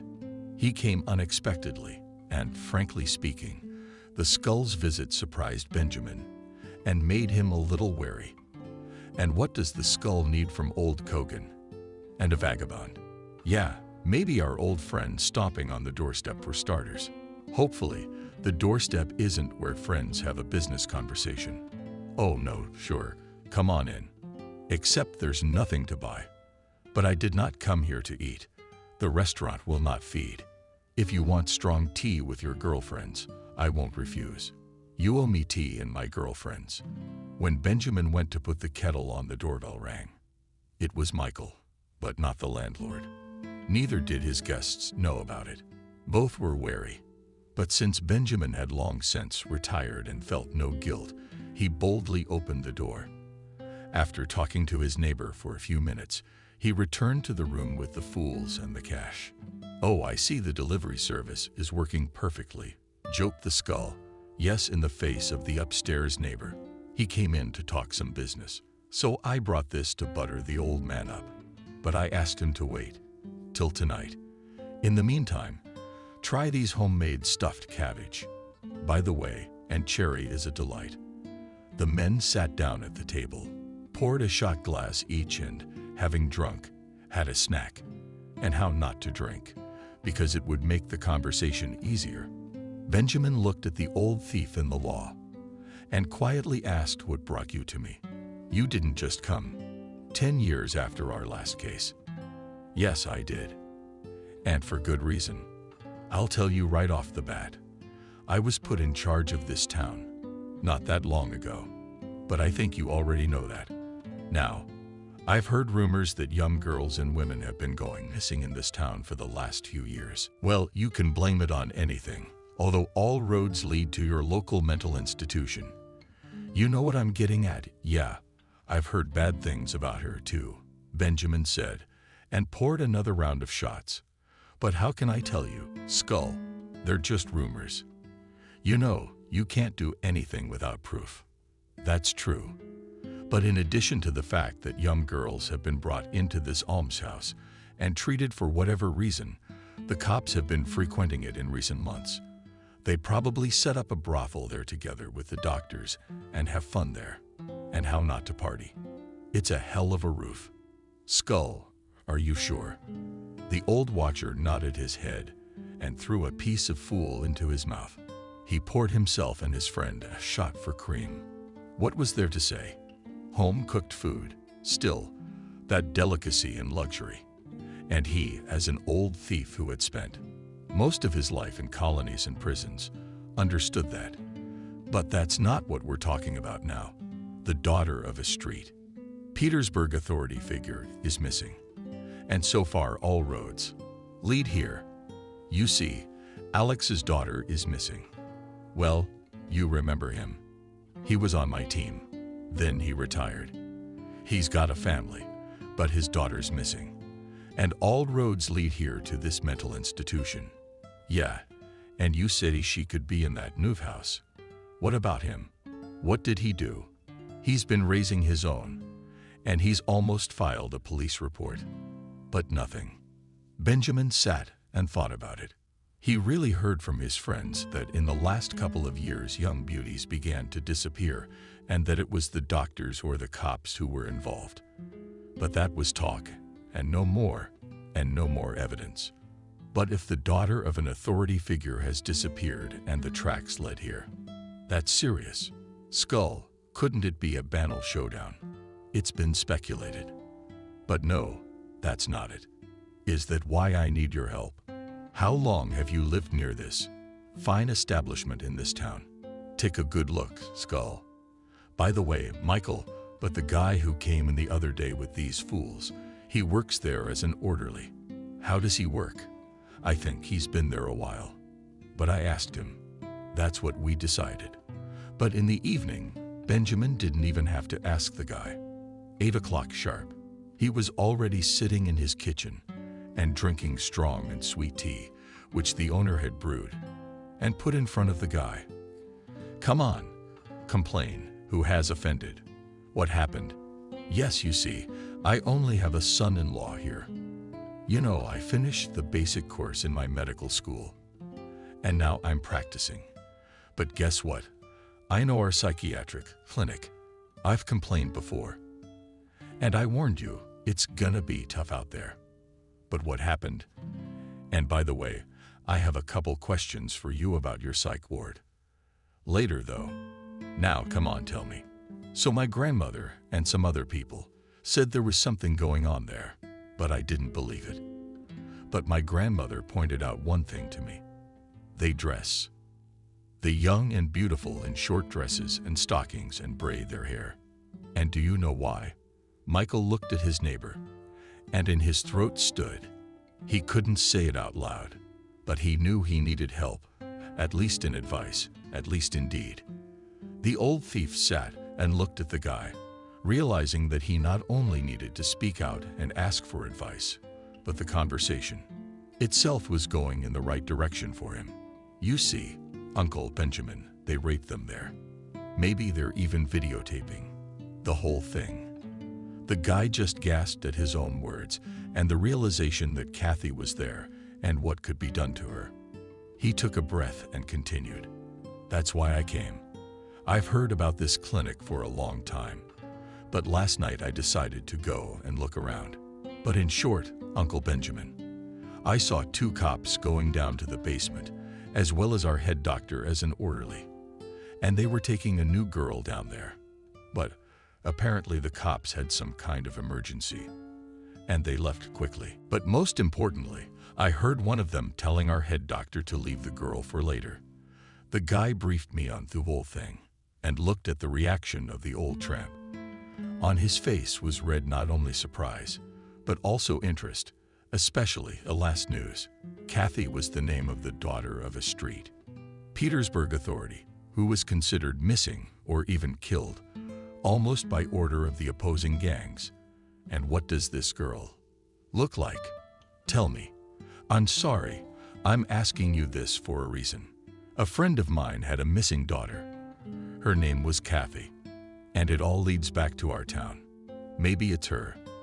The guy thought about it for a minute and started describing her in detail. But the most important feature the guide remembered was a scar on her left ankle. Then he listened and couldn't believe his ears. He knew the St. Petersburg authority, Alex and his daughter, and the very scar the girl had gotten, falling from a tree. His heart stabbed. Wow, that's how you find an authority figure's missing daughter. That's lucky. But maybe it's not her at all. Michael, why don't you show her to me? But we'll go tonight, when the patients are out on the street. Show it to me gently. But in terms of what's being done to them, we'll have to get into that basement, look in the nooks and crannies. Can you get the key? Michael shook his head negatively, but Benjamin just waved his hand. What can I expect from you? He went into the room and rummaged through the closet. A set of thieves' lockpicks was there. Basically, we can look inside this basement at night. Okay, Michael, when are you going to work? Tomorrow. Well, we'll go together early in the morning. You'll show me from afar the basement, and then if you're psychotic, sorry, patients are walking around. Point your finger at Kathy. They don't go out this early. They only let them out at lunchtime and in the evening. Okay, well, just show me the basement, and then at lunchtime, I'll come to that walk, and you can show me Kathy. But why? Uncle Benjamin, you think she's your friend's daughter. I knew for a fact she was no fool. From your description, it looks like it, but I'll have to see for myself. So Michael, it would help if you showed her to me. As for proof, I can pick any lock. Just dibs. It's our secret. I'll look, and then, if there's anything interesting, we'll figure out how to proceed. Michael was fine with that, and he calmed down a bit. But then I asked him the same question. What if there is nothing there that can be caught on? Michael, you're like a little child. I know exactly what to look at and what to look for. And then we'll set up a camera and film their antics. The old bastard chuckled, but when he looked at the boy's face, he stopped short. Yeah, I guess he wasn't laughing. Although, if you think about it, it's the height of cynicism to do such a thing as people in white coats and the police cover for them. Yeah, I got a special thing for the police. Plus, if this Kathy brothers thank me very much. Michael, I'm sorry. I guess years in places not so remote haven't made a saint out of me. But I do feel sorry for your charges, especially since some of them were just stabbed with antidepressants and sedatives, and now they're doing this. But that's okay. I'll take a look. We'll set up cameras if we have to. Then I'll report everything to the gang, and they will disperse your gang in no time. Michael listened and understood that the neighbor could do all this. But how to get the whole gang out? Uncle Benjamin. But understand the proof for your friends is good, but the case must be taken to court. Michael, do you take me for a fool? Imagine for a minute, if we're looking for my friend's daughter, he'll make such a scandal. He'll involve everyone he can. Lawyers and press, law enforcement, you name it. But most importantly, your head doctor and his cronies won't get away. That's what I need. Michael closed his eyes and leaned back in his chair. For some reason, he believed this old jailer, although he realized that Benjamin was not without sin. All right, Benjamin, let me show you the loophole in the fence at the entrance tomorrow, and then the cellar itself. And you can come to this vine by 12 o'clock. That's when our patients take their lunchtime walks. I'll try to show you Kathy. Benjamin nodded and sipped from a cup of strong tea. He was satisfied with today.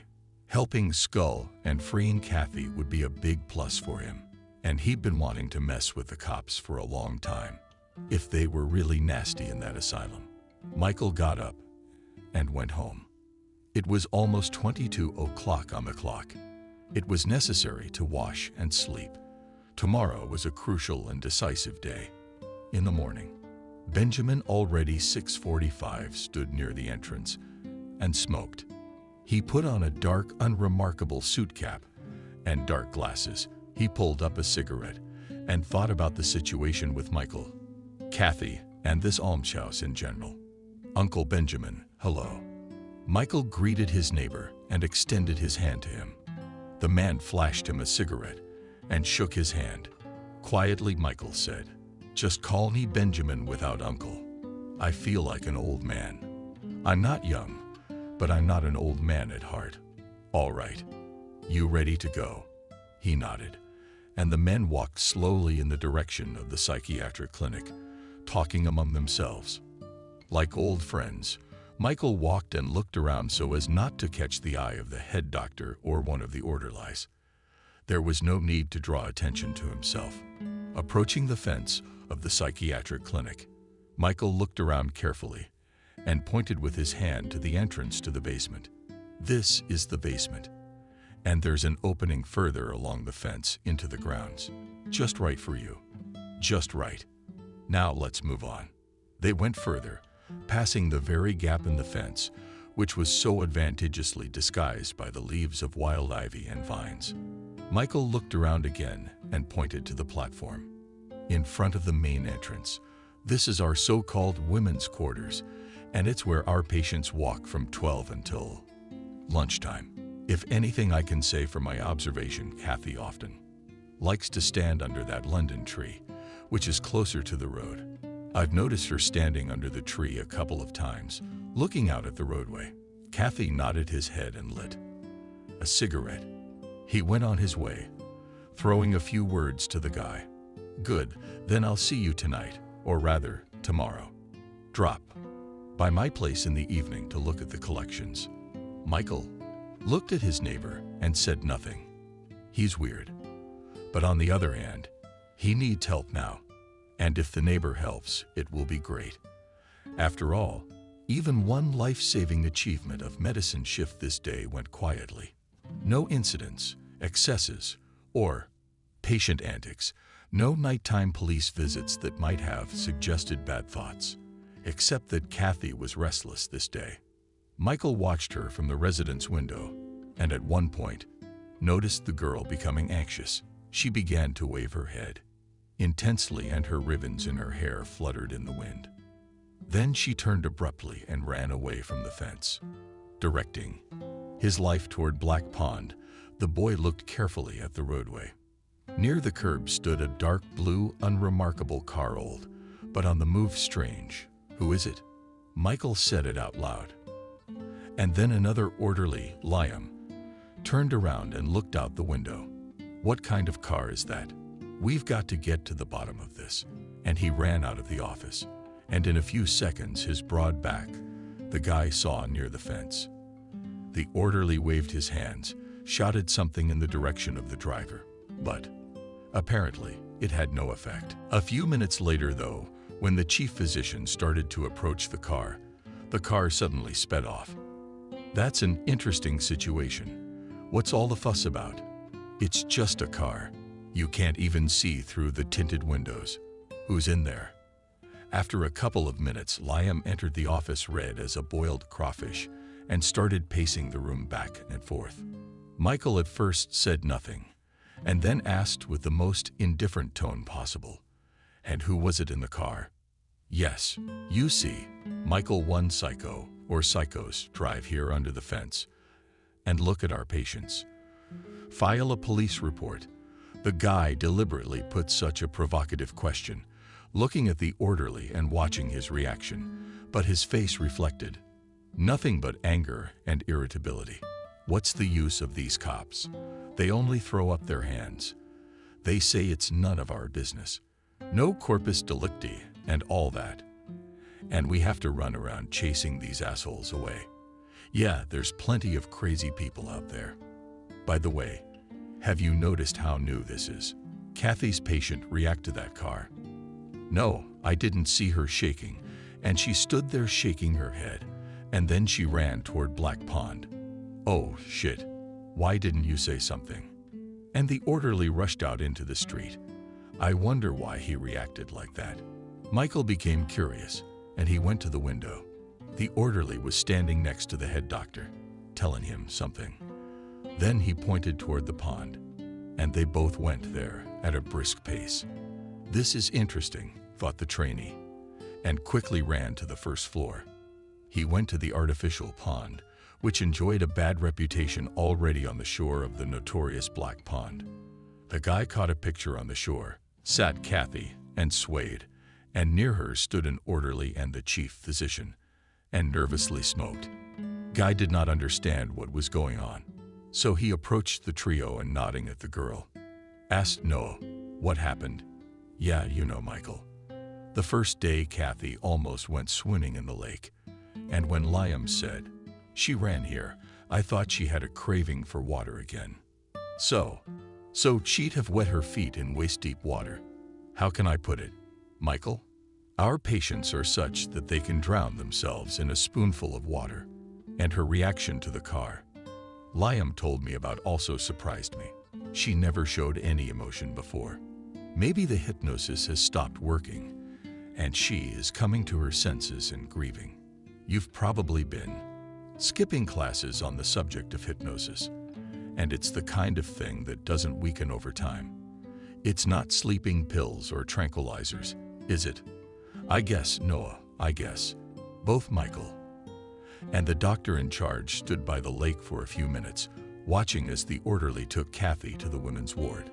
I wonder what's going to happen to her and why she reacted the way she did to the car parked near the fence.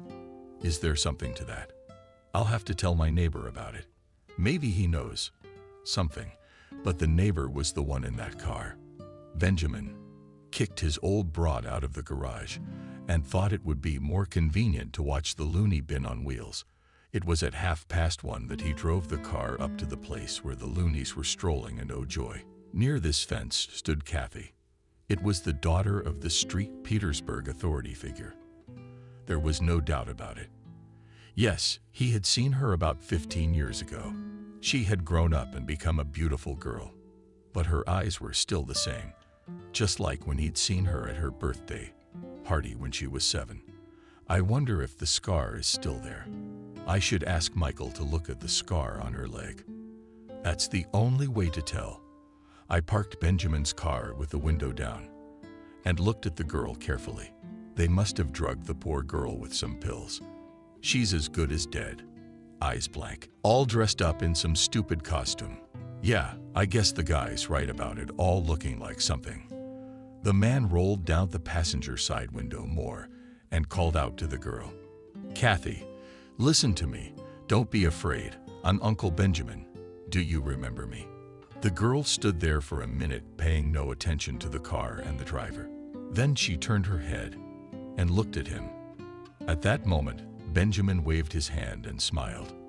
But a meaningful thought suddenly flashed on the girl's face, and she began to shake her head, and then screamed and rushed running towards the park. Shit. Benjamin didn't expect such a reaction, and so quickly, closing the window, rushed out of the place in the direction of the city. I don't want to be seen here, otherwise they'll dump the office.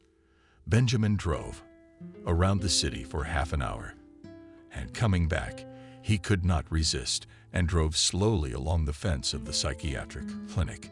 But there was no one in the yard. It must be lunchtime, the man said to himself, and decided to have a snack. He turned the steering wheel and headed for the nearest cafe to drink strong flavored coffee and eat a sweet mug. He had long favored this cafe with its own pastry shop. It served the strongest coffee and delicious pastries, just like when he was a kid. Yes, the man thought, when my grandson comes to visit me, I'll definitely bring him here with his father to drink coffee and eat more delicious food. But emotions came over Benjamin at the mention of his grandson, and a traitorous terror returned to his eye. You're not well. The waitress came up to the man and handed him a menu. No, the girl just remembered his grandson, who lives abroad with his father, and thought that it would be nice to bring him here. It's just a bit of a rush, so to speak. I understand. Coffee and a mug for you as always. Although, you know, I'd advise you that our pastry chef has never tasted better. Let's have your labor. We should try it. Because, girlfriends. The man drank coffee and smiled at the rays of sunshine that penetrated the cafe, fell on his table and hands. It was so good to just sit there and think about nothing and enjoy every minute. But he had to go home and think about how to plan his evening, or rather, his night out at the clinic. Benjamin paid for his coffee and, leaving the waitress a generous tip, drove home. Already at home, he slept, touched up, under the shower, and after making himself a strong tea, sat down in the kitchen. Coffee is good, but strong and sweet tea helped him to think. Probably habits from places not so distant were making themselves known, but he had long ago stopped paying attention to the fact that he was sitting down and what people would think of it. And now he was helping a friend whose daughter had disappeared under very strange circumstances.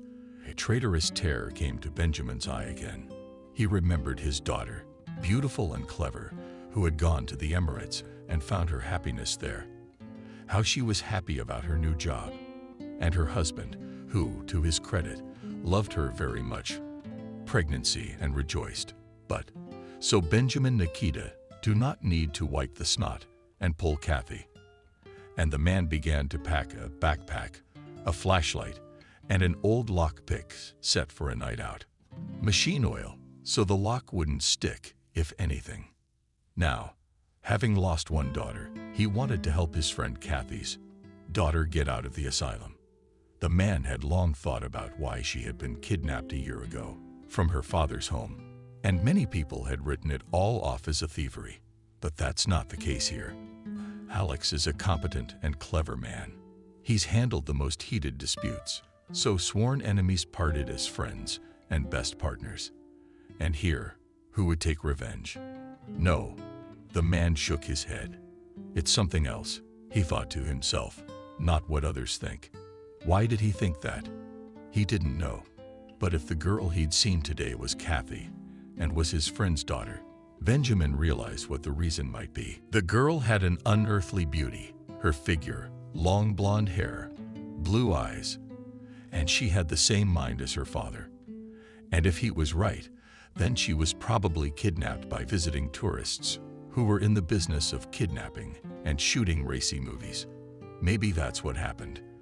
But the man was simply afraid to think what Kathy might have done. After all, even among the right criminal authorities, violence is a forbidden topic. A woman must be loved. She must be persuaded. You have to placate her with gifts and kisses, but you can't rape her. All the more to shoot nasty things against her will. It's one thing for a woman to do it for money. It's another to rape her.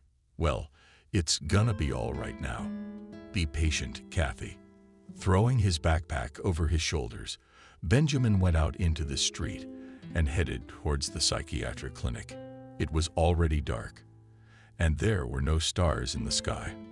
What pleased the old thief? He quietly approached the fence and skulked away, but with a ducking motion. He stopped imperiously under a tree and looked around. There was no one. There was silence. It was ringing dark. Only, in the windows of the first-floor patients' rooms, there was a dim light burning. That's good. That means I won't need a flashlight. This light will suffice. And the man rushed to the cellar, quickly oiled the lock, and opened it professionally. Benjamin did not hang it in place, leaving the door covered, but not tightly, so that in case of need he could quickly run out. The hinges should be oiled as well. It wouldn't be good if the door suddenly peeked open quickly, coping with the hinges. The man began to listen to the sounds in the basement and slowly walked forward. The hallway was quiet. On the left side were storerooms, some closed, others without doors. That's fine, the old thief thought. There will be a place to hide in case of trouble. Strange, where these subhumans had found a porn studio. But at the very end, Benjamin saw a massive door, so stuffed with felt. Yeah, there you are, and soundproofed at the very end so no one could hear the girls screaming, the bastards. He went to the door and listened, but what kind of work had been done there? But what kind of barrier was there? There was no door that could not be opened by an old thief who had gone through a fine school. Indeed, the locks were also hidden under a layer of felt. Good point. No sound will get through the gaps. Well, that's clever, but I'll get you open. The man lifted the layer of felt carefully and listened. Quiet, which means no one. That's good, which means we can work. And Benjamin carefully began to pick the lock. Yes, it's a fancy lock, but for a craftsman like me, it shouldn't be too hard to pick. And after a couple minutes, the man opened the door to the secret studio. Wow, that's quite a spread. The furnishings, state-of-the-art, technology, and newfangled digital equipment, all put to great use. No wonder with the police running it all. And apparently, they're making a lot of money. Yeah, I guess crazy movies are popular with crazy people, but that man heard how heavy doors, covered with his lacquer, began to open, and without thinking, Benjamin jumped under the bed. That's quite a situation.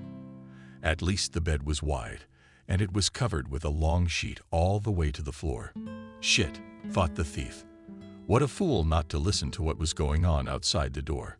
So I got him. The main thing is not to suspect anything and not to search the place. But apparently the unexpected guests didn't suspect a thing. Oh, look, Noah's already opened the door. Didn't have to fiddle with the lock. Yeah, Stas. It's a nice studio. There's plenty of room for fun. And the man sat down on the bed and took pictures, and he laughed. Apparently, it was the cops Michael was talking about, who had been let in by the head doctor. So Benjamin quietly exhaled and listened further. Yes, boss.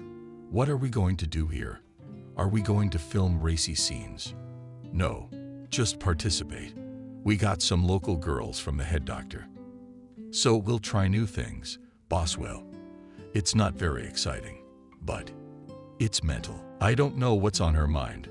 Would she bite or stab at the peak of pleasure? No. Yeah, well, it's a valid concern, Benjamin thought. But if you had a knife, you'd be so heavy. You'd be falling out of bed. You must be 150 pounds. And all that on a young girl. Ugh, that's disgusting. But what to do? So far, luck was not on his side. But then another man came into the room and said, "Sorry, Mr. Mikhailovich, I can't make it today. Apparently, it's either the moon or the stars. But our girls are on a rampage. Aha." Apparently, the head doctor tearfully apologizes for his wards. But apparently, the police, brass didn't like the news. And he's not happy. Noah, why is that? Or does the hospital no longer have the appropriate injections? We've injected a couple of times, and the girl sleeps well. Yeah, we've already injected them, but it's still wrong. I'm sorry. Come back in a couple days and I'll put them on hard shots. Then they'll be as smooth as silk. All right. The cop said grudgingly and got out of bed, walked towards the exit. But next time, there should be 2 or even 3 girls. The doctor answered nothing, but only closed the door behind his guests, locking it shut. After a few minutes, the thief crawled out from under the bed and began to look around. He decided not to rush out of the room, but to put his video camera here. He definitely needed proof of what was going on here. Kathy then. He can quietly get out of the room, but this office needs to be covered up, and he knows to whom he will send the received materials. To his daughter Alex. I'm sure he'd tear anyone's throat out. Quietly, looking around, only stopped her gaze on the partners who were closing the improvised window. So over there at the very top you can install a camera. Yeah, it was a good thing he had his introductions. And not too long ago, he'd been fitted with a mini camera that ran on batteries and turned on the recording at any movement. So, sweetie, put it up and film it here. And the other day I'll come and check what you've prepared for me and make sure the camera is in working order. Benjamin copied carefully his video, point, and check everything behind him and quietly left the room. He locked the door and quietly walked out of the basement. There was no one near the entrance, but still God protects him, said the nun. The thief said quietly and began to walk along the walls to the cherished fence. Going out into the street, he took and walked along the road, pretending to stroll in the picturesque. Cat, taking in his hands a pre-prepared bottle of beer. And even if he was stopped by the police, they would not be able to attribute anything but an administrative offense to him. Although it's not like breaking into a mental institution, but I'll get over it. And with a quiet step, he went in the direction of his house. Got to the house. Benjamin quickly for about 10 minutes and already in his apartment, having thrown off his clothes and stood under the shower, he exhaled with relief. Yes, I have not seen such a case since the dashing 90s. But the good thing is now there will be evidence and grounds to visit you, gentlemen in white coats on legal grounds, and smash your balaganza with all the proletarian hatred. We've had a night's experience, and the smell of a psychiatric clinic. Old Kogan went to the kitchen and made himself some tea. He had to think calmly about what he had seen and how to present it to his street Petersburg friend. The fact that they were making strawberries there, the man realized. And in principle, the camera will definitely record all the abominations. It's a matter of technique and time. But what about the girl who looked a lot like Kathy? You'll have to leave that to Michael. He works there, albeit as an orderly, but it would be easier for him to examine her under any pretext. Now, we just have to wait for the morning and for what Michael and I will bring. Benjamin turned off the light and left the cup on the table and went to bed. After all, the coming day also promised a lot of things to do and new information. It was necessary to have a fresh head to think everything over and make the right decision. Already, closer to 10 o'clock to the old thief at the door rang. Probably Michael, and he was not mistaken. Uncle Benjamin, I came straight from work to see you. May I come in? I've been waiting for you. I just got up and made breakfast. Give me my hands and sit down at the table. I don't feel like eating right now. Uncle Benjamin, do you have a lump in your throat? Our lunatics almost went crazy today. I don't know what happened, but they all went crazy. Some howled, others sang songs, and the women's ward all threw off their clothes. It was a restless night, I know. Michael looked at his neighbor perplexed, but did not ask anything. He sat down at the table and looked at the plate of scrambled eggs Benjamin had placed in front of him. I stopped by your lovely basement today and got into the spicy studio. And by the way, while I was there were visitors, most likely. Your Noah, the head doctor, and the police. But don't worry, nothing happened. First came the cops, then came your doctor and said that the patients are raging. So everything was quickly turned off. But it's not worth the wait. He promised them strawberries in a couple days. But I left the video camera there for now. I'll pick it up in a couple days. We'll see what's on it. And then we'll figure out where to go and who to show it to. By the way, did you check to see if this new Kathy patient of yours has a cross-shaped scar? Yeah, the night before everyone else. I was working on her, and I got a good look at it. It's a small one just below the kneecap. Benjamin nodded and smiled. So it really is Kathy. She had been found. There was no doubt now. That was good. I'd have to get proof of the lechery, the doctors, and the police.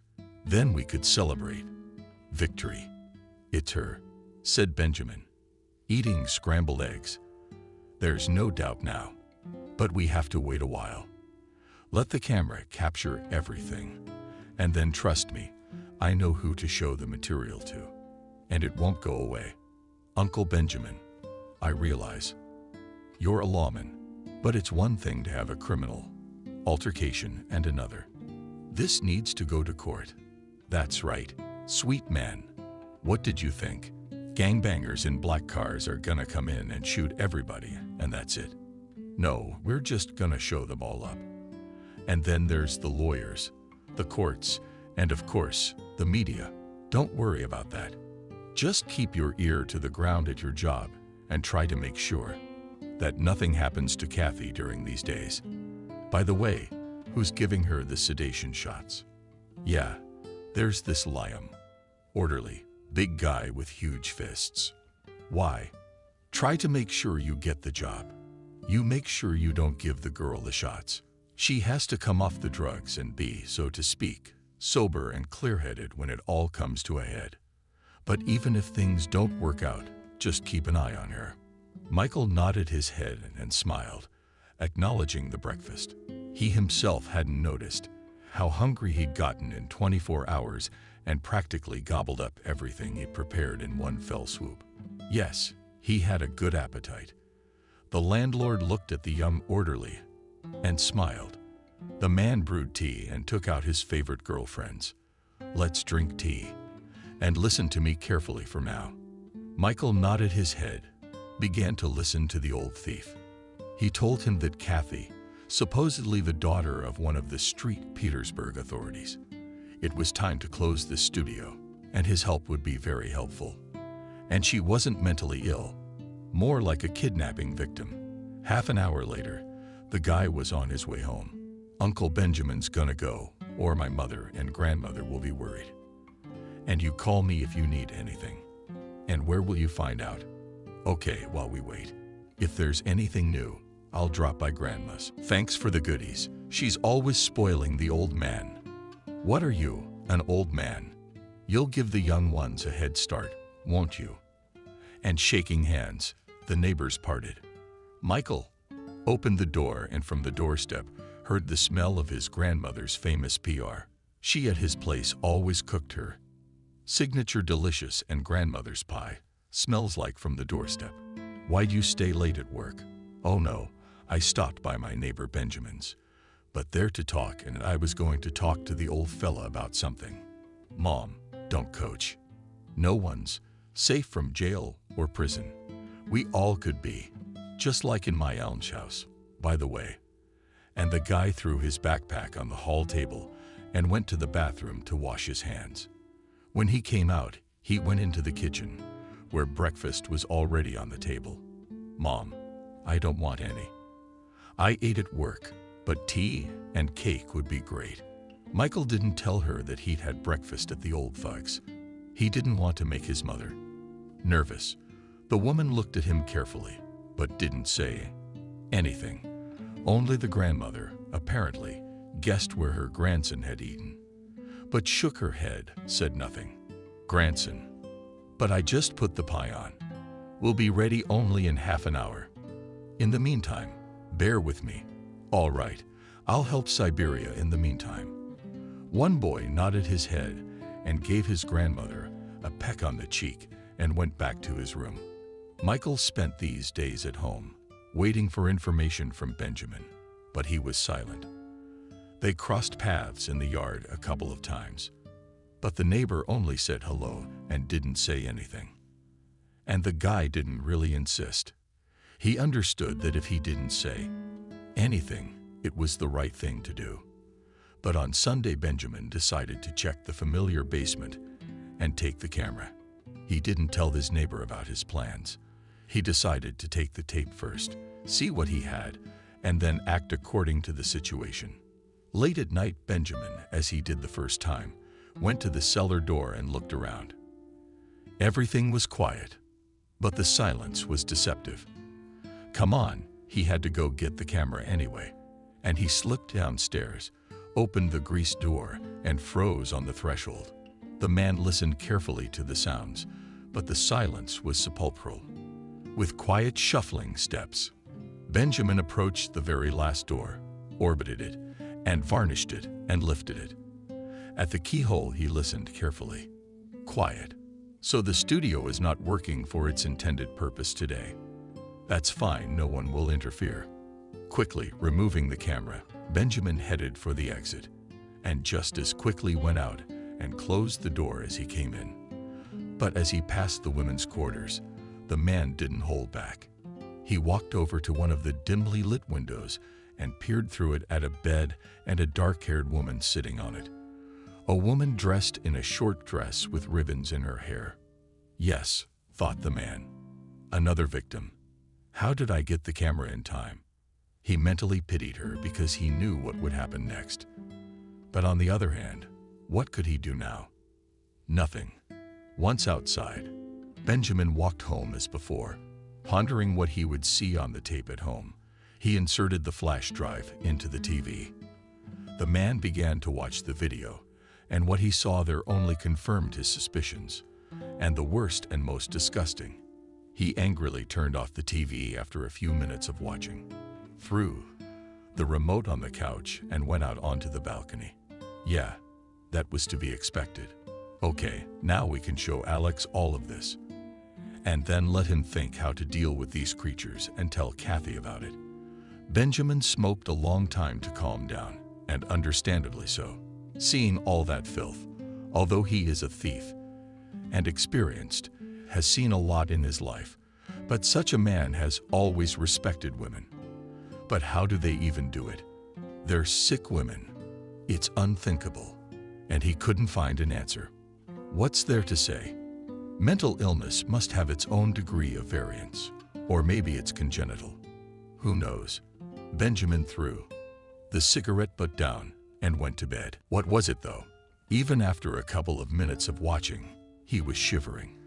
But apparently, fatigue and emotion took over, and the man fell into a deep but restless sleep. Already, in the morning, Benjamin was on duty on the balcony to look for Michael, who had to return from work. And when he appeared at the entrance, he called him and gestured for him to come up to him. Uncle Benjamin, anything new? Yes, not on our honor. Remember I told you I put a camera in the basement? Benjamin nodded and beckoned him into the hall, turned on the video, and let him watch. It was filmed by Michael. The orderly was horrified to see the head doctor and his cronies having fun with sick women at night. He certainly did not expect such a thing. The boy closed his eyes and quietly said, "Turn it all off." Benjamin did not argue. It was really disgusting. He sat there and didn't know how to go on living with it. Opening his eyes, he looked at the landlord and asked if he had anything to drink. He nodded his head and took out a bottle of vodka from the bar. He hadn't been drinking for a long time, but he always had alcohol just in case, and now he put a glass of white vodka on his neighbor's face. He held it out and said, "Wait, I'll bring snacks." But Michael did not wait for an appetizer, but drank the vodka in one fell swoop and sniffed it with his sleeve. At that minute, the host entered the room with a slice of sausage and cheese, but the guy nodded his head negatively and said, "I can have some more vodka, but at least you're behind the ring." Benjamin poured, sat down next to him. Michael drank this glass in one breath, and now he took a snack and looked at the old thief attentively, talking about what we'll do, what we won't do, and what you'll do. I already thought to show to whom it is necessary to give a report to their own, and I will wait what they will tell me. But I think it won't take long to get a reaction. I also asked you here on purpose. I want to warn you that there may be some serious inspections at your clinic in the near future. I'm aware of that. I hope everything's legal and these assholes don't get away with it. Don't worry, they won't. You tell me, how's Kathy? How can I tell you? I got the head doctor to let me give her shots, just for show. But I didn't. But then, you see, Uncle Benjamin, she came into the clinic sort of hypnotized. So, she probably doesn't realize where she is. Or maybe it's like, she's in there. And is she really mentally damaged? I hope not. Although we can't rule out that possibility. But now, the main thing is to get her out of there. And then other specialists will deal with her. And Michael nodded his head. He was sober as a glass even after 2 glasses of alcohol. Apparently, the nervous shock did not let the alcohol to work. The guy sat on his neighbor's couch for a while longer, silently leaned back, then looked at the man and said, "I'm going home. I need to be good. Just Michael, I'm begging you, don't do anything on your own right now. Do you realize how dangerous this is? That's one thing. And secondly, you can't do anything on your own. You'll only make things worse for yourself and Kathy and the other. Patience. The boy nodded his head. He realized he was right. And it was stupid and dangerous to take any action now. All he could do was wait. But he didn't wait long. The very next day, he was summoned to work. Michael, good morning. Is no bothering you? You've been summoned to work immediately. The head doctor's voice was frightened and trembling. Good morning. What's wrong? The guy asked. It was just for show. Did he realize what might be going on in his clinic? Nothing yet. Come on over. And the head doctor hung up. Yeah, that's how you guys got moving. Apparently, the neighbor got the materials to the right place. And now the guy quickly got dressed and started to leave the apartment when he was stopped on the doorstep by his grandmother. Michael, what are you doing up so early? The chief of medicine called. I have to go to work for my shift. So you didn't even bring any food? No, I didn't have a shift. There's something going on, and it's probably an emergency. Okay, then he slammed the door, and 5 minutes later he was at work. And what he saw made the guy very happy. A whole brigade of enforcers were crowding around the main entrance. Orderlies and doctors nervously stood and smoked in the distance, and patients were carefully taken out and put into ambulances. Michael approached the orderly Liam and asked Liam, "What is going on?" "Don't you see, OMON, we're raiding and cleaning up, and that someone is selling drugs. Go higher. Someone organized a porn studio in our basement, and they blamed it on our head doctor and a few of his henchmen. That's what it's all about." Michael made a surprised face, but at that very moment he saw Kathy being taken out of the women's building by 2 men and carefully put into a black Jeep. So she really was the daughter of a reputable thief. But thank God she wasn't mentally ill. He looked at her and was startled by the hand on his shoulder. "It was you, Michael." The voice was commanding and quiet at the same time. He turned around and saw a man dressed in an expensive suit. He immediately realized that he was either one of the highest representatives of the government or a criminal authority. Michael nodded his head and only wanted to ask, "Who are you?" But the man was ahead of him. "I'm Alexander, Kathy's father. Benjamin, your neighbor, told me everything about you, about your help.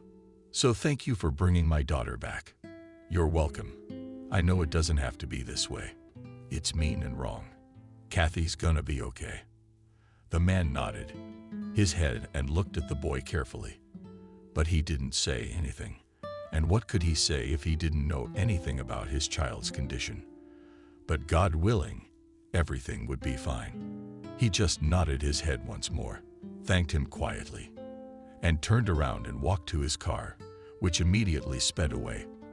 As soon as he closed the door, Michael stared after him for a few minutes, reflecting on the situation, and at that moment the chief doctor and his associates were being loaded into the truck. It was all over. Michael did not notice how his neighbor Benjamin quietly approached him and clapped him on the shoulder. Now all the members of the Corps de Ballet have been captured and sent to places not so remote. Believe me, my contacts will make sure of that. And Kathy, it was her dad, but in a black BMW. Yeah, I think she'll be fine. And you, neighbor, thanks for pulling her and the other women out of that bondage. Michael raised an eyebrow, perplexed, not really understanding what the neighbor was saying, but he immediately clarified. You see, Kathy isn't the only healthy woman in this almshouse. Many beauties were just grabbed on the street and brought here under the guise of one or another mental disorder. And what was done to them next? You know what I mean. Now the shop's been shut down. And a special big thank you from my friends. The neighbor patted him on the shoulder and went home. And Michael stood on the street and smoked for a long time, realizing that there could be a great number of such clinics all over the country. After all, there will always be people like his chief physician, the chief of police, prone to such entertainments. But now, Michael realized that there was one less clinic of debauchery, and it was his direct merit. He walked home and thought about how a person's fate can turn out. Even take Noah, the head doctor, a respected man and an excellent specialist. But something drove him to such a crime. Kathy is the daughter of a wealthy father, albeit with a criminal record, intelligent and beautiful. She had suffered at the hands of non-humans who could simply stab her with drugs to the point of being a vegetable. But that's all in the past now, and his town can breathe easy. Oh, Michael, you got home from work so fast, lady. How's Grandma's pie cooking? The grandmother looked at her grandson and realized everything on his face. She smiled and put her specialty pie on the table, pouring her grandson some tea-flavored tea. The woman knew that now everything would be fine in this town, and certainly no one else would get hurt. And all of this was due to her grandson. She was proud of him, as any grandmother would be. After all, it is probably right to say that one loves one's grandchildren more than one loves one's own children. Betty smiled, and after patting him on the head, sat down on a chair and carefully washed her specialty pie with doctors like him flying in both cheeks. One could be calm for every patient, for everyone.